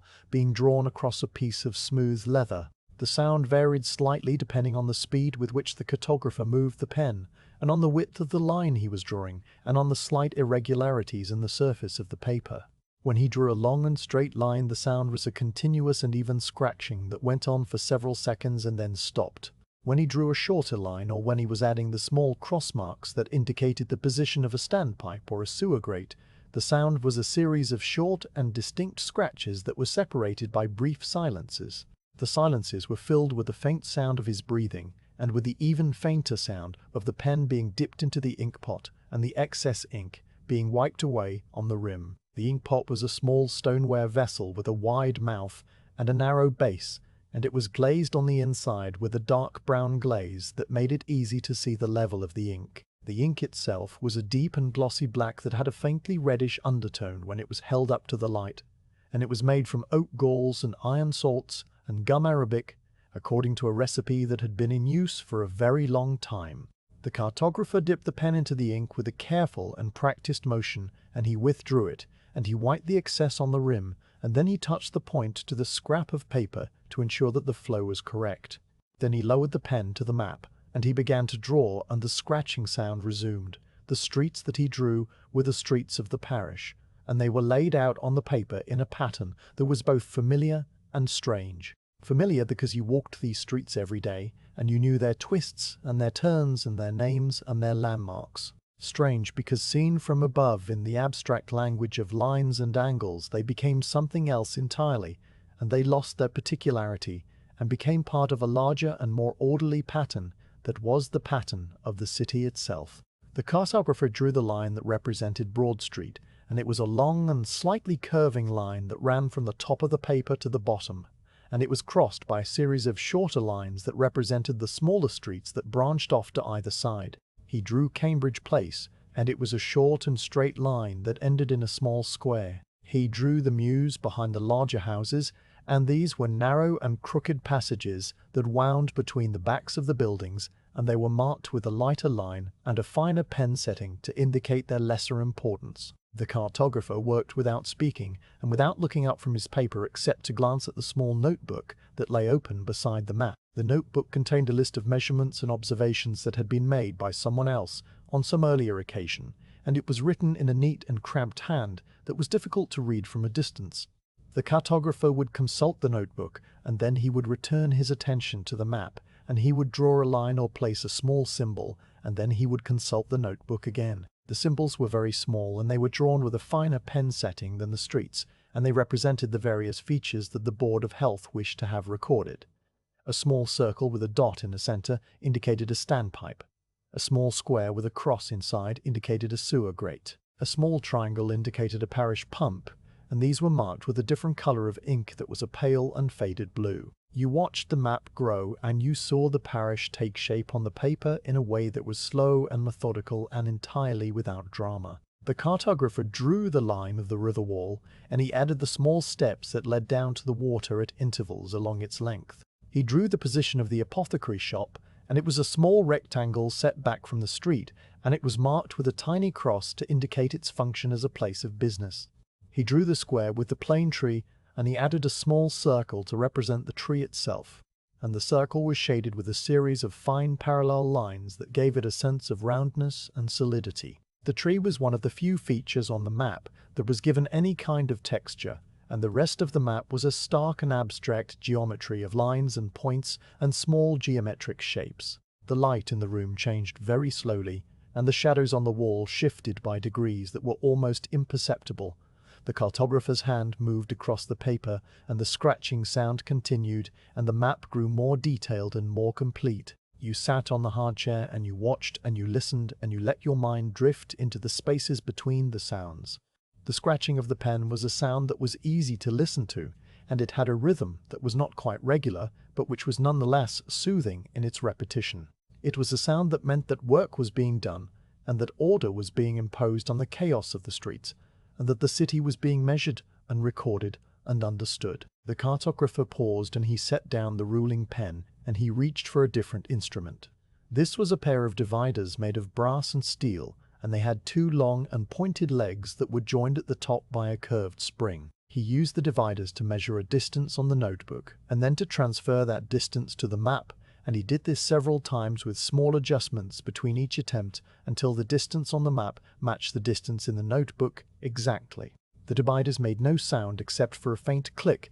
when the legs were opened or closed, and the click was a small and precise sound that was like the sound of a tiny lock being turned. When he was satisfied with the measurement, he picked up the ruling pen again and he drew a line, and the scratching sound resumed. The courtyard outside the window remained empty and still, and the patch of moss on the wall did not change in any way that you could see. The drain pipe made no sound because there was no water running through it, and it was just a dark vertical line against the grey stone. A single sparrow landed on the sill of the window, and it looked into the room with one bright eye, and then it flew away again, and its departure was as silent as its arrival. The cartographer did not look up, and he did not appear to have noticed the sparrow at all, and his hand continued to move across the paper with the same slow and steady precision. The map was now about half finished, and the southern portion of the parish was fully drawn while the northern portion was still largely blank, except for the main roads and the river wall. The cartographer had reached the point where he needed to add the sewer grates and the standpipes,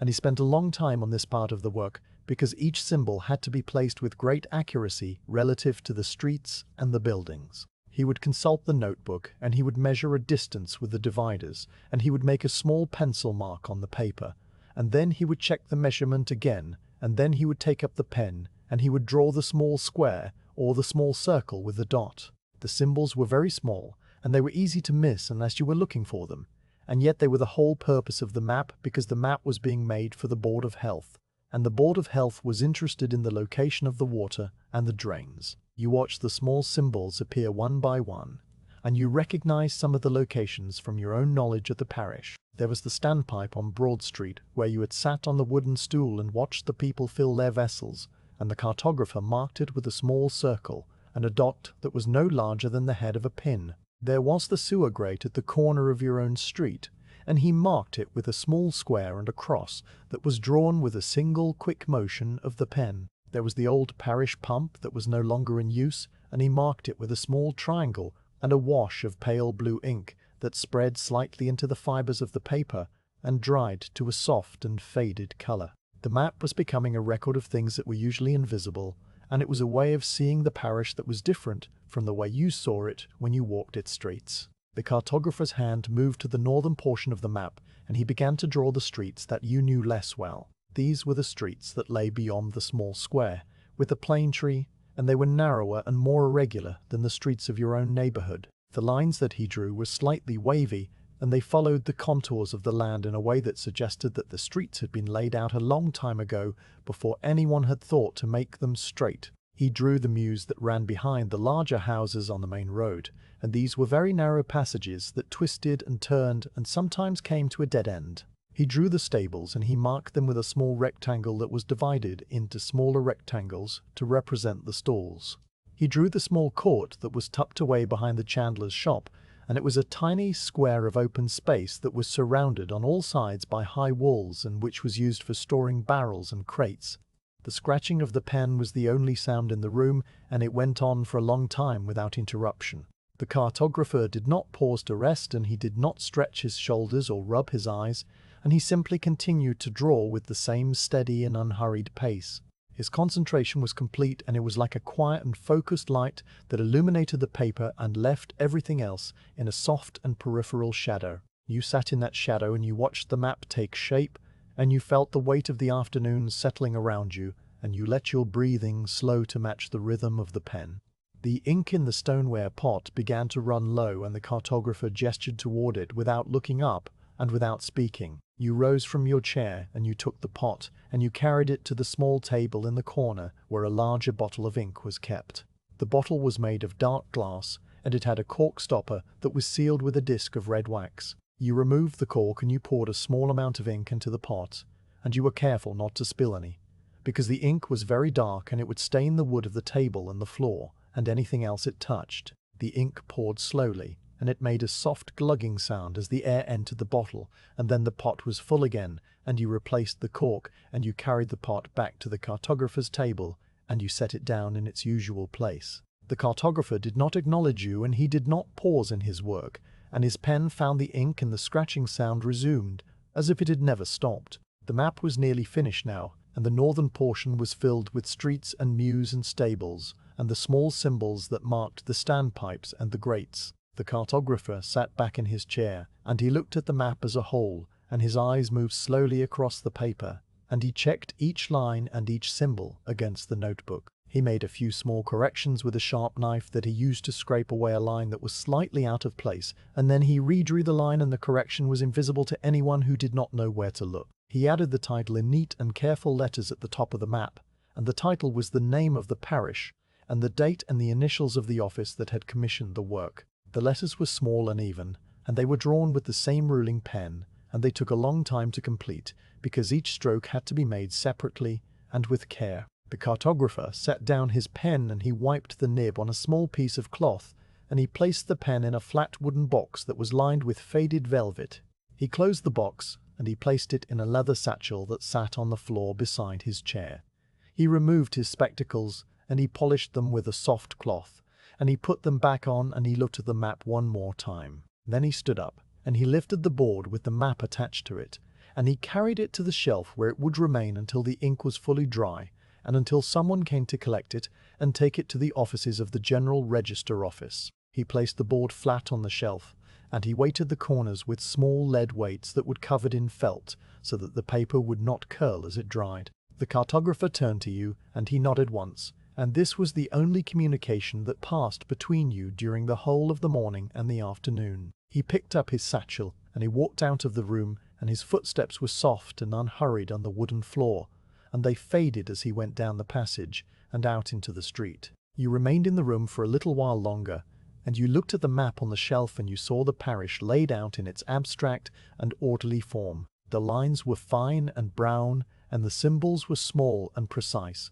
and the whole thing was a quiet and careful record of a place that you knew in a different and more immediate way. The scratching of the pen was gone now, and the room was silent except for the faint and distant sounds of the city, and the even fainter sound of the ink drying on the paper. You stood up, and you stretched your arms, and you felt the stiffness in your legs from sitting for so long.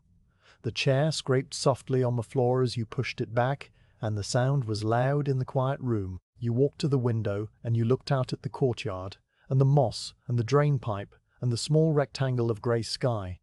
Nothing had changed, and nothing had moved, and the afternoon was still and calm and heavy with the weight of the hours that had passed. You turned away from the window, and you left the room, and you closed the door behind you, and the sound of the latch clicking into place was the last sound of the day in that small and quiet chamber. The candle on the small table beside the armchair had been burning for some time, and the flame had settled into a steady and unwavering teardrop of pale gold that illuminated a circle no more than 18 inches across. The rest of the room lay in a deep and soft darkness that was not frightening, but simply present, and the edges of things disappeared into the shadows without any clear boundary. The armchair itself was an old and comfortable piece of furniture that had been upholstered in a faded brown fabric which had worn smooth on the arms and on the seat from years of use, and it was placed in the corner of the room where the warmth from the chimney breast could be felt through the wall. The room was quiet, and the house was quiet, and the street outside was quiet,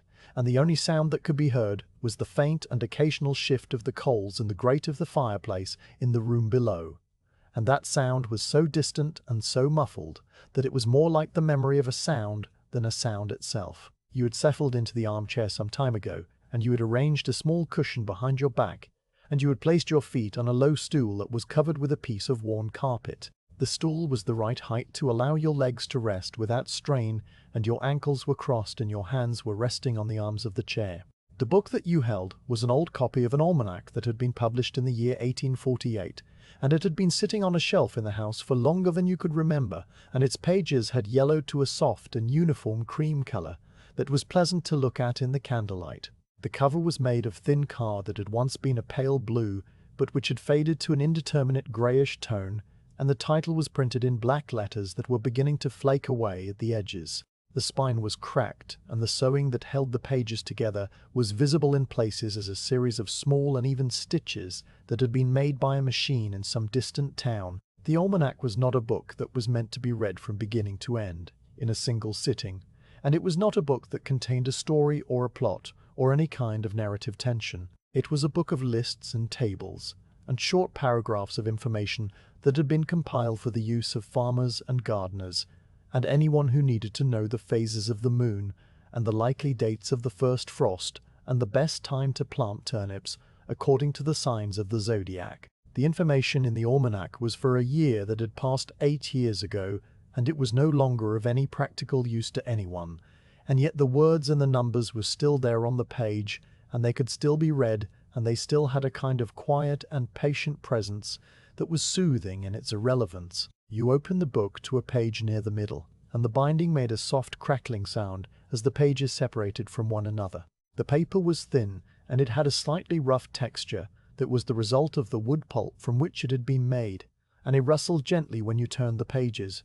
The print was small, and it was arranged in dense blocks of text that were broken up by columns of figures and by small woodcut illustrations of the moon in its various phases and of the signs of the zodiac, represented by simple line drawings of a crab and a pair of scales and a fish. The illustrations were crude, and they had been printed from blocks that were worn, and the lines were thick and sometimes broken, but they were clear enough to be understood, and they had a certain charm that came from their simplicity. The first thing that you read was the table of the moon's phases for the month of March in the year 1848. The table was arranged in 4 columns, and the columns were headed with the words New Moon and First Quarter, and Full Moon and Last Quarter, and beneath each heading was a date and a time that had been calculated according to the meridian of Greenwich. The new moon had occurred on the 4th day of the month at 17 minutes past 9 in the evening, and the first quarter had followed on the 12th day at 4 minutes before noon, and the full moon had risen on the 19th day at 23 minutes past 2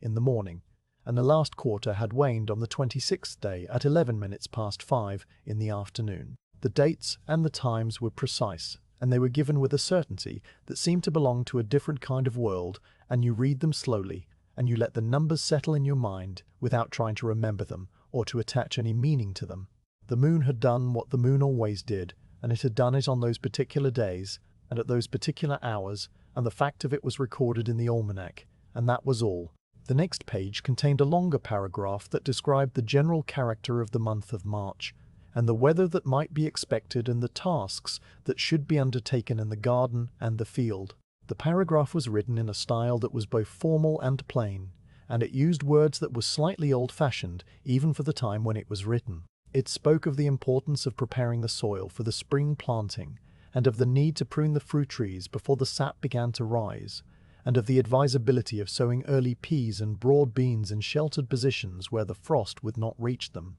The paragraph went on to note that the month of March was often a month of high winds and sudden showers, and that the farmer should take care to secure the thatch on the ricks and to see that the gates were properly fastened. The words were calm and practical, and they were concerned with things that happened slowly and according to the seasons, and they asked nothing of the reader except a quiet attention. You turned the page and you came to a section that was devoted to the signs of the zodiac and their influence on the various parts of the body, and on the best times for planting and harvesting and for undertaking journeys. The section was arranged as a series of short paragraphs, each headed with the name of a sign, and each containing a list of the parts of the body that were governed by that sign and the types of work that were favored when the moon was passing through it. The sign of Aries governed the head and the face, and it was a good time for beginning new projects and for sowing seeds that produced their fruit above the ground. The sign of Taurus governed the neck and the throat, and it was a good time for planting root crops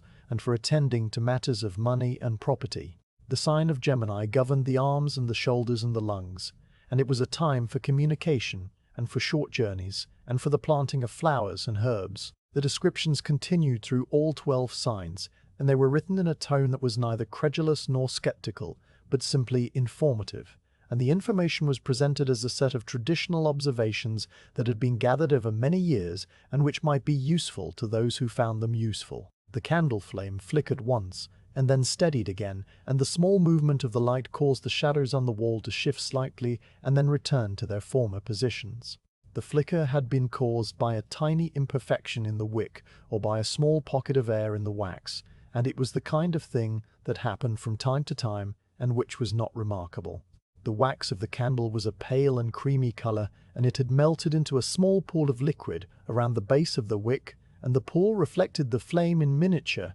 and the reflection was a tiny and perfect copy of the flame that trembled slightly when you breathed. The smell of the burning tallow was faint, and it was a warm and slightly animal smell that was not unpleasant, and which had been the smell of evening light for as long as anyone could remember. You continued to read, and the words on the page became a kind of quiet murmur in your mind, and the sentences flowed one into the next without any need to hurry or to pause. The almanac contained a long section on the planting of vegetables, and it listed the recommended dates for sowing carrots and parsnips and onions and cabbages and cabbages,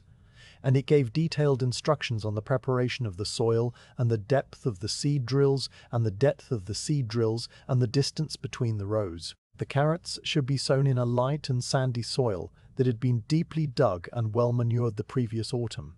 and the seed should be mixed with dry sand to ensure an even distribution, and the drills should be drawn at a depth of ½ inch, and the rows should be spaced at a distance of 9 inches. The parsnips required a similar soil, but they preferred a heavier and richer ground, and the seed should be sown as early in the spring as the weather would permit, and the drills should be drawn at a depth of 1 inch, and the rows should be spaced at a distance of 12 inches. The onions were a more demanding crop, and they required a firm and well-trodden soil that had been dressed with wood ash, and the sets should be planted with the tips just showing above the surface, and the rows should be spaced at a distance of 10 inches. The instructions went on in this way for many pages, and they covered every vegetable that was commonly grown in the gardens of the parish, and some that were less common. There were paragraphs on the cultivation of leeks, and on the blanching of celery, and on the forcing of rhubarb in dark sheds, and on the proper method of storing potatoes through the winter months. The language was technical in its own quiet way, and it used words that were specific to the work of growing things, and those words had a weight and a texture that was pleasing to read, even if you had no intention of ever planting a seed. The words were tilth and tillage, and dung and loam, and they were words that belonged to the earth, and to the slow and patient work of making things grow. Your eyes moved across the pages, and the candlelight was just bright enough to read by, and it cast a warm and golden glow on the paper that made the old type seem softer and more friendly than it would have appeared in the harsh light of day. The book was heavy in your hands, and its weight was a comfortable weight, and the pages turned with a soft rustle that was the only sound in the room besides the faint and distant shift of the coals. The night outside the window was dark and still, and the glass was a black rectangle that reflected the candle flame and nothing else. The world beyond the glass had ceased to exist for a time, and there was only the circle of light and the armchair and the book, and the slow and steady movement of your eyes across the lines of print.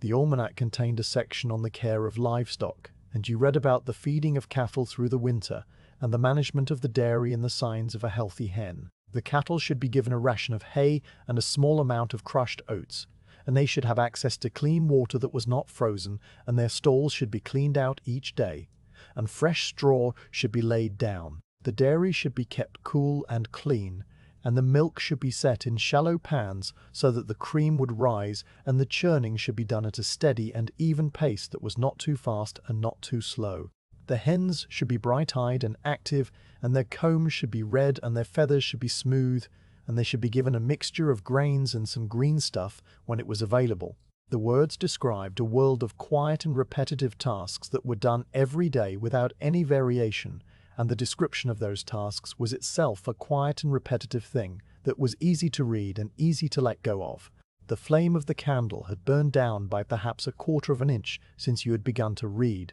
and the pool of melted wax had grown a little larger and a little deeper. The wick had developed a small curl of black at its tip, and this curl glowed with a dull red heat when the flame moved, and it was the only part of the candle that was not a pure and steady gold. You reached out and you took the small brass snuffer that lay on the table beside the candle, and you used the pointed end to push the curled part of the wick to one side so that it would burn more cleanly. The flame brightened for a moment and then settled back into its usual shape, and the smell of the tallow grew a little stronger and then faded. The almanac had a section on the weather, and it contained a series of short sayings and proverbs that were meant to help the reader predict the coming conditions. Red sky at night was a shepherd's delight, and red sky at night was a shepherd's white, and red sky in the morning was a shepherd's warning. A ring around the moon meant that rain was coming soon. When the swallows flew high, the weather would be dry, and when they flew low, the weather would be wet. The sayings were old, and they had been repeated for so many generations that no one could remember who had first said them, and they had a kind of gentle and worn truth that was comforting, even if it was not always accurate. You read the sayings and you let them pass through your mind, and you did not try to test them against your own experience because that was not the point of reading them. The point of reading them was simply to read them and to let the old words settle in the quiet of the evening. The pages turned and the candle burned, and the room remained still. You read about the phases of the moon in the months that followed March, and you read about the dates of the eclipses that had occurred in that distant year, and you read about the times of high water at London Bridge, which were given in a long table of figures that stretched across several pages. The table was arranged by the days of the month, and it gave the time of the morning tide and the time of the evening tide and the height of the water above the 0 mark on the gauge. The times varied by about 50 minutes each day, and they followed the slow and predictable rhythm of the moon and the sun and the sea. The numbers were precise, and they were given in hours and minutes, and they were the result of calculations that had been made by someone sitting at a desk with a set of tables and a pencil and a great deal of patience. The warmth of the room and the softness of the chair and the steady light of the candle began to have their effect, and your eyelids grew heavy, and the words on the page began to blur slightly at the edges.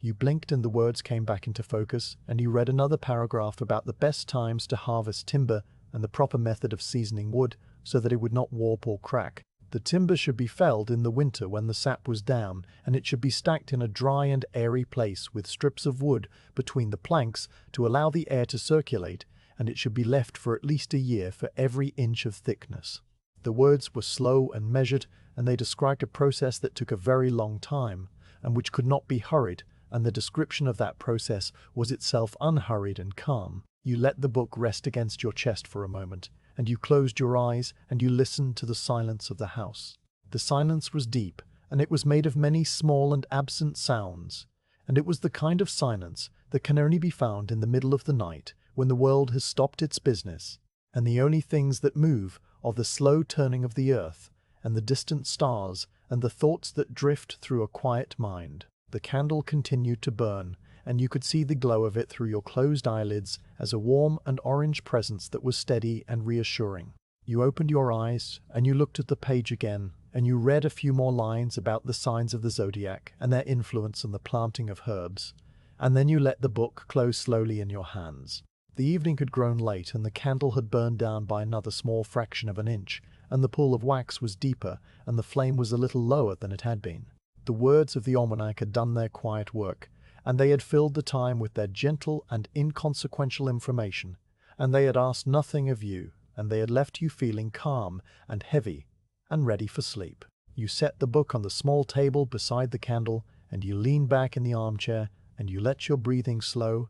and you let the warmth of the room and the softness of the shadows settle over you. The almanac sat on the table with its faded cover, and its yellowed pages, and its tables, and its proverbs, and it was a small and quiet thing that had done its duty for the evening, and would do it again on some other evening when the night was still, and the candle was lit, and there was nothing that needed to be done except to read and to rest and to let the old words carry you gently toward the edge of sleep. The house had been still for a very long time, and the stillness was of a kind that can only be found in the deepest part of the night, when even the mice in the walls have ceased their scratching, and the coals in the grate have burned down to a fine and powdery ash that no longer shifts or settles. You had been lying in the darkness with your eyes open for some while, and you had been listening to the absence of sound in a way that was not anxious, but simply attentive, because the absence of sound at that hour was itself a kind of presence that filled the room and pressed gently against the ears. The darkness was complete, except for the very faint outline of the window frame, which was visible as a slightly lighter rectangle against the deeper black of the wall, and this outline was the only indication that there was a world beyond the room, and that the morning would eventually come. The sound of the night soil cart began as a distant and almost imaginary vibration that was felt rather than heard, and it came from somewhere far away on the other side of the parish, and it travelled through the ground and through the foundations of the house and up through the floorboards and into the legs of the bed. It was a low and regular thudding that had a rhythm to it, and the rhythm was the rhythm of a horse walking at a slow and steady pace on cobblestones, and the iron-shod hooves striking the stone with a muffled and deliberate sound that was softened by the fog and by the distance and by the intervening walls of the sleeping houses. The sound grew very gradually louder as the cart made its way along the parallel street that ran behind your own, and the horse and the cart, and the men who accompanied it were moving through the darkness with a slow and patient purpose that required no light beyond the small lantern that hung from a hook on the side of the cart, and which cast a dim and yellow glow that was visible only to those who were close enough to see it. The cart was a heavy and solid vehicle that had been built for the single purpose of collecting the contents of the ash pits and the privies and the cesspools of the parish, and it was drawn by a large and placid horse that knew its route as well as it knew the inside of its own stable. The horse was a dappled grey with a broad and patient face, and it wore a leather harness that had been darkened by years of night work, and which was fitted with brass fittings that gleamed very faintly in the light of the lantern. The cart itself was a wooden tank mounted on two large wheels, and the tank was sealed with a tight-fitting lid that was clamped down with iron hasps, and the whole thing was painted a dark colour that was indistinguishable in the darkness, but which was probably a deep and sombre green or a brownish black. The men who walked beside the cart wore heavy boots and thick coats, and they carried long-handled shovels and rakes, and they moved with the slow and practised economy of men who had done this same work on this same night for many years, and who would do it again on the next night and the night after that. The sound of the hooves was a regular and unhurried clip-clop that echoed very softly off the brick walls of the houses, and the sound was absorbed by the fog that hung in the air, and which muffled everything, and made the world seem smaller and closer and more intimate. The fog was a pale and drifting presence that filled the streets and the mews and the passages, and it blurred the edges of the buildings and the lamp-posts and the plane tree and the square, and it made the familiar shapes of the neighbourhood into soft and indistinct suggestions of shapes. The fog had a smell to it, and the smell was a mixture of damp wool and coal smoke and the faint and sour tang of the river,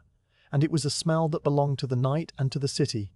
and it was not unpleasant because it was simply the way that the air smelled at that hour and in that season. The cart was moving along the street that lay one block over from your own, and you could track its progress by the sound of the hooves, and by the occasional creak of the wheels, and by the very faint and distant sound of the men's voices when they spoke to one another in low and unhurried tones. The words themselves were too far away to be understood, and they were just a murmur that rose and fell and blended with the other sounds of the cart and the horse and the night. The cart would stop from time to time, and the sound of the hooves would cease, and there would be a brief and muffled silence followed by the sound of a shovel scraping against stone and the soft and heavy thud of the night soil being loaded into the tank. The loading was done with care and with a certain amount of skill, because the men did not wish to spill anything onto the street, and they did not wish to make more noise than was necessary, and they worked in a kind of quiet and efficient partnership that required few words and no gestures that could be seen in the dark. The sound of the cart moved further along the parallel street, and it began to grow fainter as the horse and the men made their way toward the next block of houses and the next collection of ash pits. The sound of the hooves became a soft and distant tapping that was almost like the ticking of a very slow clock, and the creak of the wheels became a low and intermittent groan that faded in and out of the fog.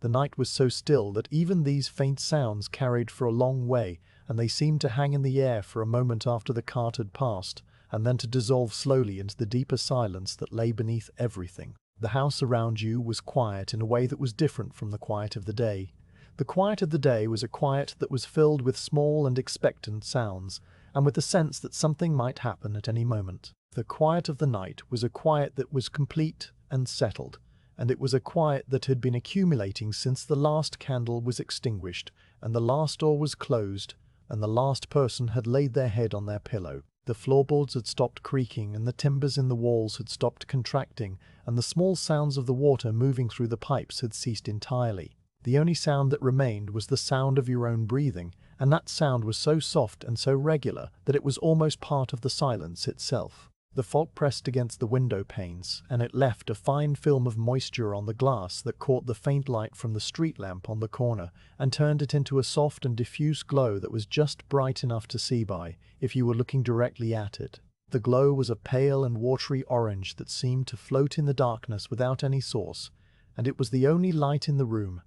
and it was enough to make the shapes of the furniture into soft and rounded masses that were darker than the darkness around them. The wardrobe against the wall was a tall and shadowy rectangle, and the washstand was a smaller and squarer shape, and the chair with your clothes draped over it was a strange and lumpen form that might have been anything at all. The sound of the night soil cart had faded now, and it was no longer audible, even if you strained to hear it. The horse and the men had moved on to some other part of the parish, and they were doing their work in some other street, and their sounds were swallowed up by the fog and the distance and the deep and settled quiet of the hour. The cart would continue on its rounds until the sky began to lighten in the east, and then it would make its way back to the depot where the tank would be emptied and the horse would be stabled, and the men would go home to their own beds and their own quiet houses. The work was a work that was done in the dark, and it was a work that most people never saw and seldom thought about, and it was a work that kept the city clean and orderly,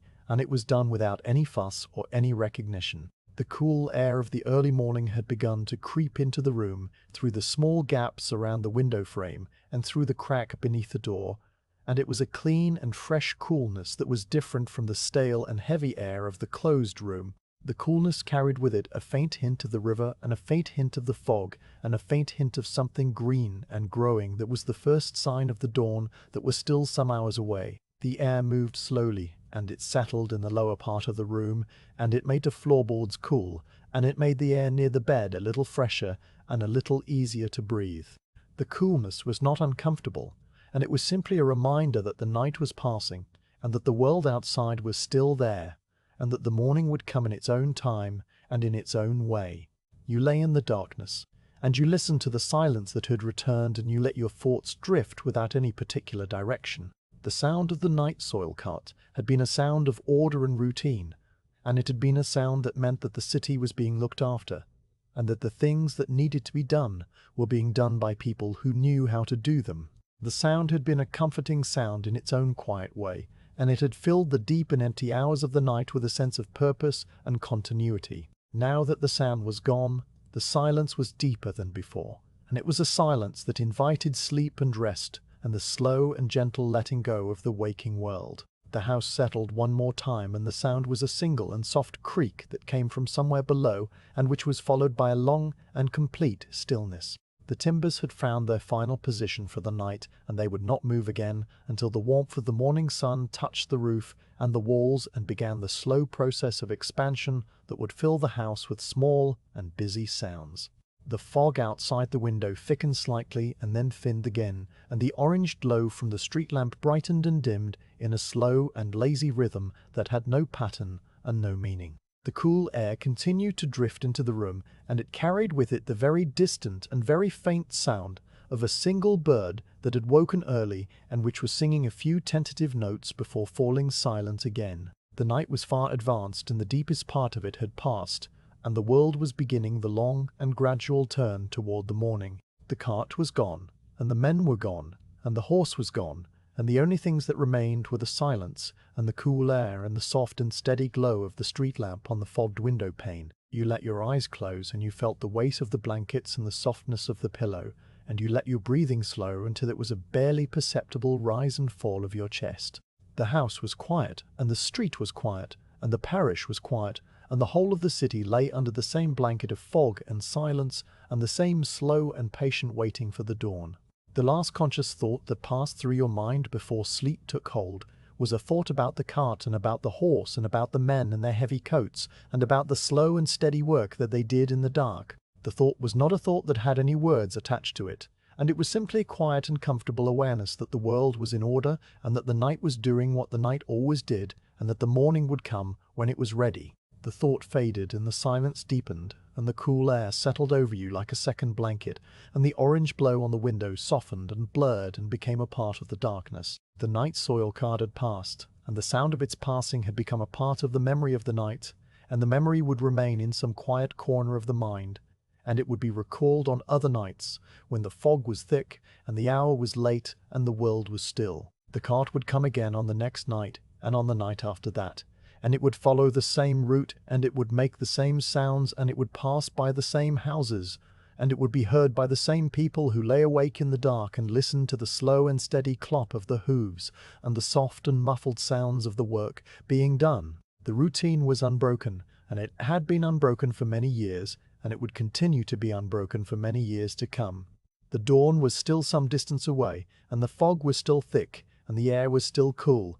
and the house was still quiet. The world was holding its breath and the waiting was a calm and patient thing that had no urgency and no expectation. The night was deep, and the sleep was deep, and the sounds of the city were the sounds of a city that was resting and restoring itself for the day that would come. The cart had done its work, and the men had done their work, and the horse had done its work, and now it was time for the rest of the night to do its work, which was the work of silence and darkness and the slow and gentle passage of the hours. You slept, and the house slept, and the street slept, and the parish slept, and the fog drifted, and the street lamp burned, and the river moved slowly toward the sea. The night soil cart was far away now, and it was just one part of the great and quiet machinery of the city, and it moved through the dark streets with its slow and patient horse, and its careful and unhurried men, and it left behind it a trail of faint sounds that faded into the fog and were gone. The world was in order, and the night was calm, and the sleep that came was deep and dreamless and full of the quiet comfort of routine and rest.